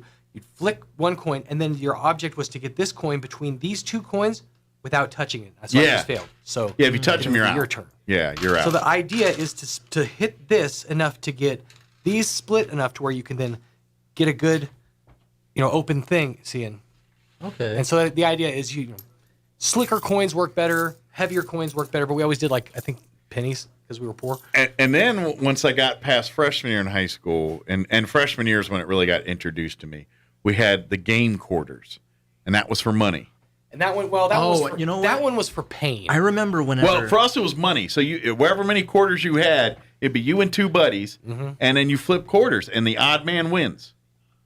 Oh no, I remember. So if they all do heads, then you reflip. But if there's 2 tails and a heads or 2 tails, then the one that's the opposite gets the money. And so you go and you can make some coin if you have a good day there. I'd have like $10-15 in quarters, and that was a lot of money back then. I remember the hurtful stuff. Like when both players would put their knuckles on the ground, and then you'd have to thumb the quarter right into that was them. usually a pencil fighting. We would have just the bloodiest knuckles by the end of school because you put your fist down on the table and the other person would take their quarter and as hard as they could fling it at your knuckles. The object was to be until you can't take it anymore. And it was always like a skill. You hung out with meaner people. Battle of wills. Yeah, that's why. That was what I associated all that stuff. Yeah. Well, there was a little of that going on. And the rubber banding on the back of the neck and stuff like that. Oh, yeah. Well, that's just us where being they always jerks. start it this way and then they come back. Yep. I still, to this day, remember those. I remember I'm going to say this was elementary school. Some kid pulled the chair out bit, that bit, where they go to sit down. They pulled the chair and the kid wiped. Oh, man, you would have thought that kid murdered somebody. It turned into like a whole there. But it does, but they were ready to get the cops involved and all that kind of stuff. Yeah, it sounds harmless at first, but it's really until some kid whacks their head and spills their head wide open on the floor because the chair's out from under. We're learning pretty quickly how quickly a head injury can lead to something incredibly larger. We lived in a different time and we had different ideas. And what's wrong with Jimmy? Oh, it's just a concussion. He'll walk it off. He's fine. He's fine. Just slide this quarter into my knuckles. Matter of fact, for those that follow me on Facebook, I discovered a Gen X page group that I kind of got into, and now I've been getting a ton of memes that all relate to that. Things like Goldschlager and things that kids of our age, this age, don't really know what we dealt with. It's like a visceral memory to me. Like when you talk about the quarter hockey or the coin hockey and stuff. Yeah. Me and my friend in high school, my best friend, we would go up to the Walmart. The one when it was back still in the mall, and we'd sit in the Radio Grill. We'd go into the Walmart and we'd get a pack of they were like $1.88 of those really crappy fudge graham cookies and a big 3-liter of Shasta. Yeah. And we'd sit at the Radio Grill, not spending any money with the Radio Grill, mind you, and then just destroy our. That's probably why they're no longer with us. That's probably why he has diabetes. Should have bought a sandwich or a grill or something. For the record, he's now has diabetes. But take a number, all of us do. And for hours we'd sit there and we'd just play that. We'd play Paper Battleship. We'd just so pass bad. time. That's a visceral memory to me. Yeah. The dimly lit Radio Grill. We were the loitering generation. Yeah. We loitered everywhere. The mall. No, I missed that place, honestly. I still remember the whole layout of the Walmart. Oh, our parents had malt shops and stuff. We had malls to hang out. Well, you know what? in. Okay, so and this is you're probably a little old for this, but do you remember the Tilt? Inside the mall, we used to have an arcade. Yes, like in the back, right where the exit is to the movie theater. Now there was where the TKO is now. Yes, there was a full blown arcade back there. We used to spend just a ton of time in. I lived in arcades. When I wasn't in arcade, I'd be in the Army Navy store buying smoke bombs and whippersnappers. And Husker do's and Husker don'ts. Yeah, I've been there, or occasionally buy a canteen or an old helmet or something, just to add to my Army kitty gear. Chasers, Yeah, to add to my Army gear because we play Army during it. Because when we were at that age where we were too young to do high school stuff, but too young to do little kid stuff. So we played Army and we buy smoke bombs and throw. We would have been thrown in jail about 10 times just because of the way we do stuff. You want to know what a relic of a bygone era is to me personally? Is every place I've ever grown up, and I think you tapped on something, was they had a surplus store. Yeah. Everybody always had the Army Navy surplus store. Like we had one up until a few years ago. It was just permanently closed. The one on East 2nd? Yeah. But you just walk in there and you never know what you're going to find. Maybe it was the 13-year-old MRE. Maybe you're going to, maybe you're going to find yourself a buck knife that day. You never know. It's just an adventure. That's the crazy part. Kids don't have that now. Favorite shirts of my middle school age I bought there, and I was afraid to wear it because it had a cuss word on it. Oh. And it had a skull and crossbones on it. And was it like the Stone Cold Steve Austin? Or? Yeah. And it basically said, if I wanted to listen to a blank hole, I would have farted. And that was, I thought it was so cool wearing that shirt. That's pretty, that's pretty fitting to my personality. Didn't we used to have an arcade like on Main Street and Bland, or like where Lemongrass used to be? I think there used to be a comic book store. Oh, so is Lemongrass there. gone? That's a bummer. I like that. No. There used to be a comic, but where the UPS store is, or was, there used to be a comic book store there. I think maybe they had some arcade machines in the back. Okay. I remember going to, and this is, we're dropping so many names of businesses now. I remember going to the Sonic over on South Main and playing Tetris back when their storage area used to be like a little mini arcade. They had 4 video games set up. Yeah. And I'd play Tetris there because it was a quarter play. And I was good at Tetris, so I could really get some money's worth. My version of that was Donkey Kong at the Pizza Hut. Nice. Yeah, that too. Pizza Hut, they had the Pac-Man. laundromat. Yeah, the one had Pac-Man for a while, but they swapped it out for a Donkey Kong Jr. See, Donkey Kong would be gnarly. We had Galaga at our. We had Miss Pac-Man, and then they swapped it for Donkey Kong. So we were playing Donkey Kong at the Waldorf Pizza Hut, and it was the tabletop version, the one just like you see at all Pizza Huts. That had the 2 chairs and the console on your side. Yeah, you're sitting there waiting for your pizza. The town I grew up in, Medill, Oklahoma, they had this place called the Carry Out Corner. And it was a convenience store or whatever, bait shop, but they also had a pool hall for all ages and a pinball arcade. So they had like 3 or 4 pinball machines. And I used to I was a pinball wizard. Had stars in my eyes. I mean, I was in. Didn't have a guitar, but I was totally other than that, I was pinball wizard. He just going for the free games. Oh, dude, I love pinball. That was such a fun game. I had a moment there where I was playing pinball pretty good. In our, as I was saying, we had our places we go to, Army store. Well, when we hit the Army Navy store and we had extra money, right? We would walk or bike actually. In that same shopping center was a mom and pop old school diner. Okay. Called Babaloo's. Babaloo. And you go to Babaloo's. Babalooey? Babaloo. Yeah, Babaloo. But you go to Babaloo, and Babaloo had soft serve ice cream and sundaes and about 30 different types of floats. Oh, wow. So it wasn't just root beer. It was like everything under the rainbow making floats. Huh. Of course, he had chocolate soft serve ice cream, which is my absolute one seed. Like, if you give me if I become a billionaire or just grotesquely don't care about life anymore, right, I'm going to buy a chocolate soft serve ice cream in my home so I can have that 24/7. That's how I feel about that stuff. But anyway, so Babaloo would have that, so I'd always get my cone or shake or whatever it is. But if we were extra rich, we get a burger. Okay. For like $5 or something, right, a burger and fries, and back then. But Babaloo collected things. He had like this crazy old coin collection under glass cases in there, and he had pinball machines that were about 10 years out of date, like the Kiss machines and the ones like the old school ones from earlier in the 80s that are, if you own one now, they're probably worth a lot of money. Those jobs. The true glass top numbers. Yeah. So I played those for a little bit and got into that when I had extra money. Okay. I almost bought a coin from his coin collection one too, because I never did. This is how I know what a fatty I am. I heard all what you said, But ever since you said all the float combinations, I'm sitting here thinking about all the floats that I could create. Yeah. Think about an orange soda vanilla soft serve float. Yeah. Doesn't that sound delightful? Mm-hmm. I'm pretty sure. I don't know. Here's another one. Classics might have something like that.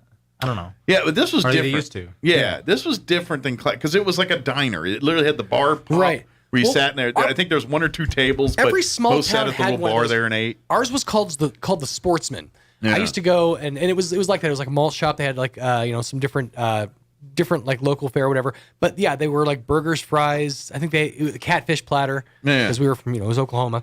And I used to go there every Sunday with my grandma. I love the Sportsman. That place was awesome. But yeah, no, it's like small town diner feel. Yeah. You know, it always smelled vaguely of coffee. Oh yeah, it was old. It was an old building. You know, it was an old thing. It was kind of like a lot of that buildings in the area. It looked and smelled like the old liquor store and the old Elks Lodge and the old Army Navy store and the old paint store. So mostly just yeah. It just fit in with the other old places that were there. Asbestos. Mostly just asbestos is what it smelled like. Couldn't think of the name of the term. Well, and unfortunately, Bob at Lou's is no longer with us. When in my later high school years, it was I guess Bob at Lou passed away or something, and so it was sold and turned into Danny's, which was a sub and pizza shop owned by Koreans or I'm not sure which. The food was good, but you couldn't understand them, and you'd have to yell and scream at you just because you wanted a cheesesteak. When was this? This is back in the late 80s, early 90s, back when I was like in high school. So it's funny though. I remember when I was growing up, we'd go to my parents' like hometown, and we'd drive around, and the whole time we were driving around, it was that used to be a Tasty Freeze. Oh, remember when that was that right there was the Sitco station, and now it's the Presbyterian Church or what? And it's like I used to cringe at how it's like, oh God, okay, I'm sure it was Mom and Dad, Grandpa, but.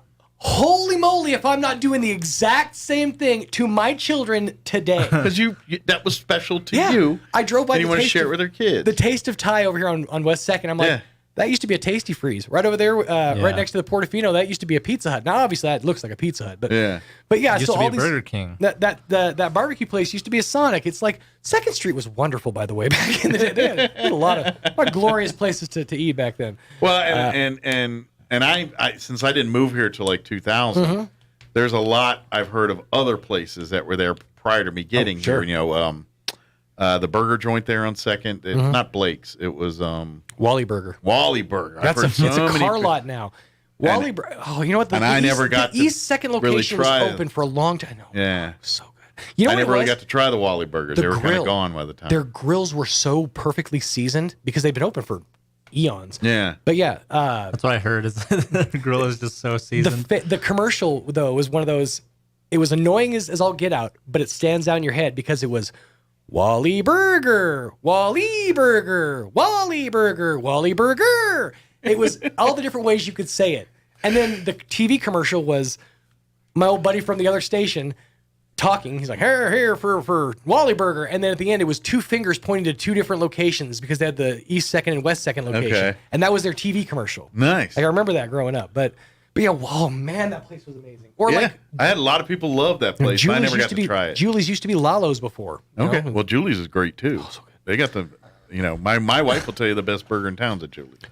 But I find myself it's a good burger. That's a bold statement. It is. Not a sponsor. I find myself giving out directions or like locations of places. It's in the old movie theater. Yeah. Like I did that last week talking about the Roswell Community Little Theater. I'm like, it's in the old movie theater. A really long time ago it was. Now I've been around for that. But I saw Cruel Intentions in that movie theater, so it's special to me. I will tell you, the last movie I saw in there, I'm the one who watched it. Gods and Generals. Seriously. I watched Gods in General in the Park Twin Theater. Wow. And it was a 3.5-hour movie, had an intermission. And I remember watching the movie. I got my goobers, I got my thing. And then I smoked cigarettes back then. Huh? Why do you go with goobers? I go for guys that go for great tasting goobers. Okay. I was just curious why you chose goobers. Actually, did they have goobers or did I have to get the knockoffs back then? But if they had the real goobers, because sometimes they put the Brocks. Yeah. And I'm like, this ain't goobers. These are chocolate covered peanuts. Yeah, this is not even like Hydrox where it's a good representation. It's not.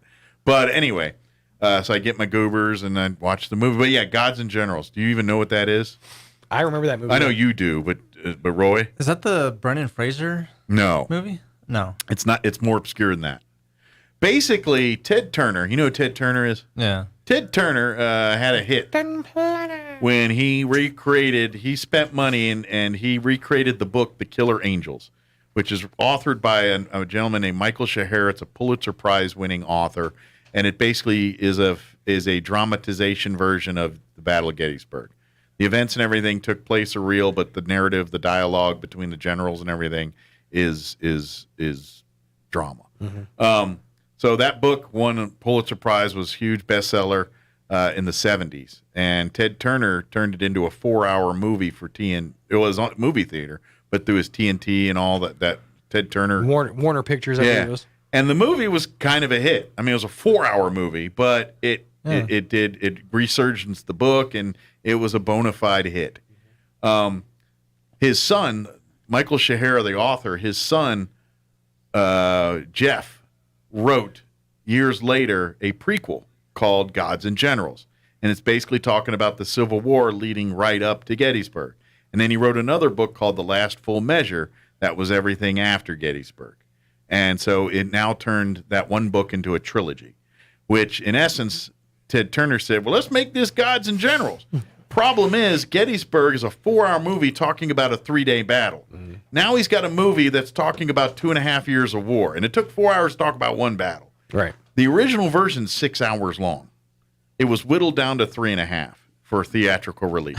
Out there somewhere, there's a 6-hour version of this movie. There's an Apocalypse Now. Not even somewhere. Redux. The way there's a fandom for Lord of the Rings, there's not quite as big of, but there's still a fandom for Gods and Generals. So I guarantee they put out like a 3 DVD version of all 6 hours. I imagine it's somewhere on YouTube if I look for it. But yeah, and the weird part is, I liked it to a point, but it was bad because matter of fact, the guy that plays General Pickett in Gods and Generals, Stephen Lang, you might know him from a few movies like Avatar. He was the general in Avatar. Okay. Yeah, Don't Breathe. Yeah, he's been in other movies, but most people probably know him as the general from Avatar. Well, he plays General Pickett in That's cool. Gettysburg. In Gods and Generals, he's Stonewall Jackson. Okay. So he's a whole different character, but he's the same dude. So it's going to be hard to explain to the canon. So people that are already trying to figure out the Civil War and now going through this movie and probably confused by that. I'm like, no, Stonewall Jackson and Pickett were not the same man. They're two different people. It's like for a few dollars more, and then Good, the Bad, and the Ugly. What? Lee. Yeah. Crap, I forgot his name. Clint Eastwood? Clint Eastwood? No, the other one. Eli Wallach?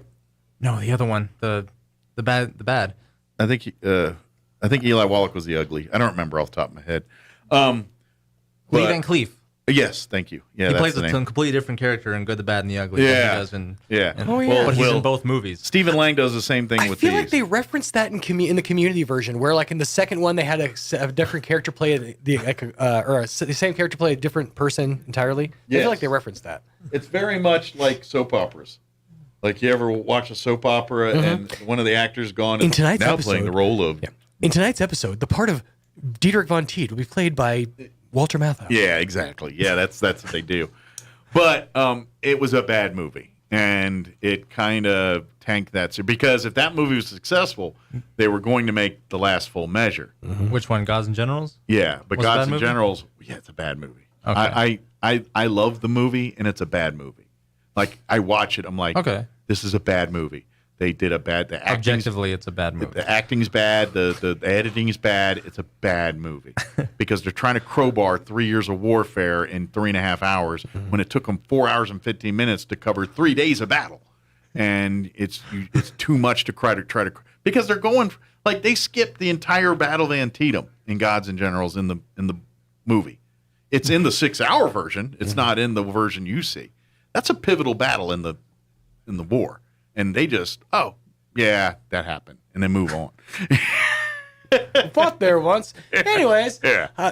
But anyway, another story now. Right. But I don't know how I got down that rabbit hole. But this reminds me of I'll start with nostalgia. Video. Well, speaking of nostalgia, my dad watched a video about like stuff in the 70s that doesn't exist anymore. and like one of them was something called Singles. I don't know if you remember. Something called Singles. Are you talking about single, like singles? It's no.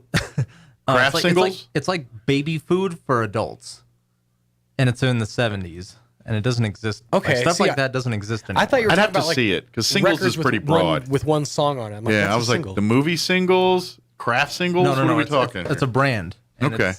It's like it's like See, stuff that's obsolete now. And in all fairness, I was born in '73, so by the time the '70s ended, I was 7. So so I don't have. I mean, I have memories of the '70s, but as far as products and things, I don't have as I do in the '80s. I was born in '93, so it's like I still consider myself a '90s kid, even though it's even. Yeah, I'm more of an '80s kid. Probably just because it's cooler to say that. Yeah, I mean, I remember some things from the '70s, some Nightmare Fuel things, and some other things that, like, what's his name? The movie critic, Gene Shalit. Gene Shalit. Anytime that man was on TV as a baby, I'd cry and scream. I was scared to death of Gene Shalit. He's a scary-looking man. He horrified me as a child. I'm Gene Shalit now. Gerber Singles was a failed product in 1974 by Gerber, maker of baby food. It was found in glass jars targeted to college students and adults living on their own for the first time. It looks like beef burgundy, blueberry delight, and Mediterranean vegetables. And it's just it's like a jar of. I miss those. Your dad was a fan? No, he just saw a YouTube video of stuff that doesn't exist. I'd have tried it. Hell, there's adults that eat Gerbers now on the regular. So I bet they probably. I think they should bring it back, especially in this day and age. All these kids, man, they probably should put it in a bottle too. They'd love it. But it's 9:53. I got to get a last commercial break in, so let's do that, and then we'll wrap up the show. Don't go away. You're listening to Mornings with Mike Winters. I'm back. Thank you, guys.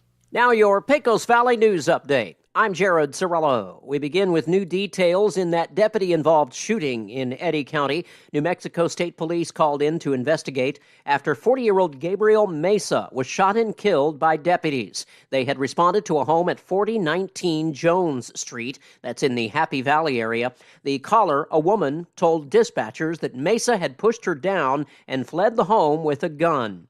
Deputies found Mesa in a nearby field. They ordered him to surrender, but said instead he pointed a gun at the deputies. The deputies fired on him, killing the man.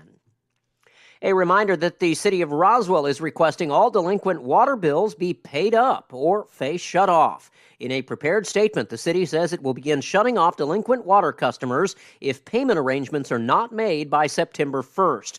Payment plans must be set up in person. They cannot be done over the phone or the internet. The length of payment plan depends on how much is owed. You're up to date. I'm Jared Cirillo reporting. Turn up your radio. Here's the Sean Hannity Morning Minute.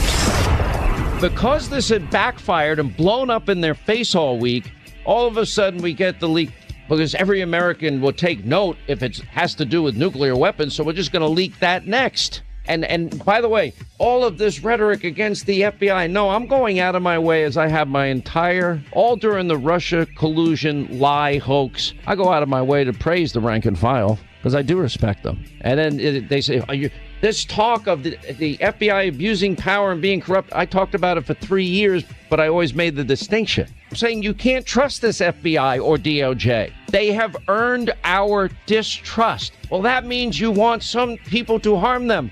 God, no, never. Check out the Sean Hannity radio show later today, right here. Finding great candidates to hire can be like, well, trying to find a needle in a haystack. Sure, you can post your job to some job board, but then all you can do is hope the right person comes along, which is why you should try ZipRecruiter for free at ZipRecruiter.com/free. ZipRecruiter doesn't depend on candidates finding you. Its powerful technology identifies people with the right experience and actively invites them to apply to your job. You get qualified candidates fast. So while other companies might deliver a lot of hay, ZipRecruiter finds you what you're looking for. The needle in the haystack. 4 out of 5 employers who post a job on ZipRecruiter get a quality candidate through the site within the first day. ZipRecruiter, the smartest way to hire. And right now, you can try ZipRecruiter for free. That's right, free. Just go to this exclusive web address, ZipRecruiter.com/free. That's ZipRecruiter.com/free. ZipRecruiter.com/free. I'm meteorologist Steve Hamilton with your Pecos Valley weather. We'll stay fair and hot for a little while. Looks like we do have a change in the weather pattern coming up by Wednesday afternoon with better rain chances. For now, lots of sun. Our afternoon high today in the mid to upper 90s and a little bit breezy. Overnight will be clear, our low near 70 and then mid 90s and sunshine for Tuesday. Few afternoon thunderstorms coming up by Wednesday. That's your latest forecast. I'm meteorologist Steve Hamilton. With the Wall Street Business Report, I'm Rich Thomason. Wall Street opened lower this morning. The market looking at a week of quarterly financial reports from retailers, as well as government data that may shed light on how American shoppers and businesses are weathering stubborn 4-decade-high inflation. Taking a big hit this month, the Empire State Factory Gauge. The index of manufacturing activity in New York plunged, falling deep into contraction territory. China's central bank has cut a key interest rate after acknowledging that more needs to be done to shore up its economy, the world's second largest. A government spokesman says the momentum of economic recovery has slowed in China. Japan's economy grew at an annual rate of 2.2% in the April through June quarter as consumer spending rebounded with the gradual lifting of pandemic restrictions. For the Wall Street Business Report, I'm Rich Thomason. Hi, I'm Dr. Keon at Carabelli Dental. Same-day smiles are what we do. My passion is helping patients chew, talk, and live with confidence. That's why I'm one of the few doctors in the U.S. who can create beautiful same-day smiles with the latest digital implant technology. This procedure is life-changing. Just ask Sean. Hi, I'm Sean.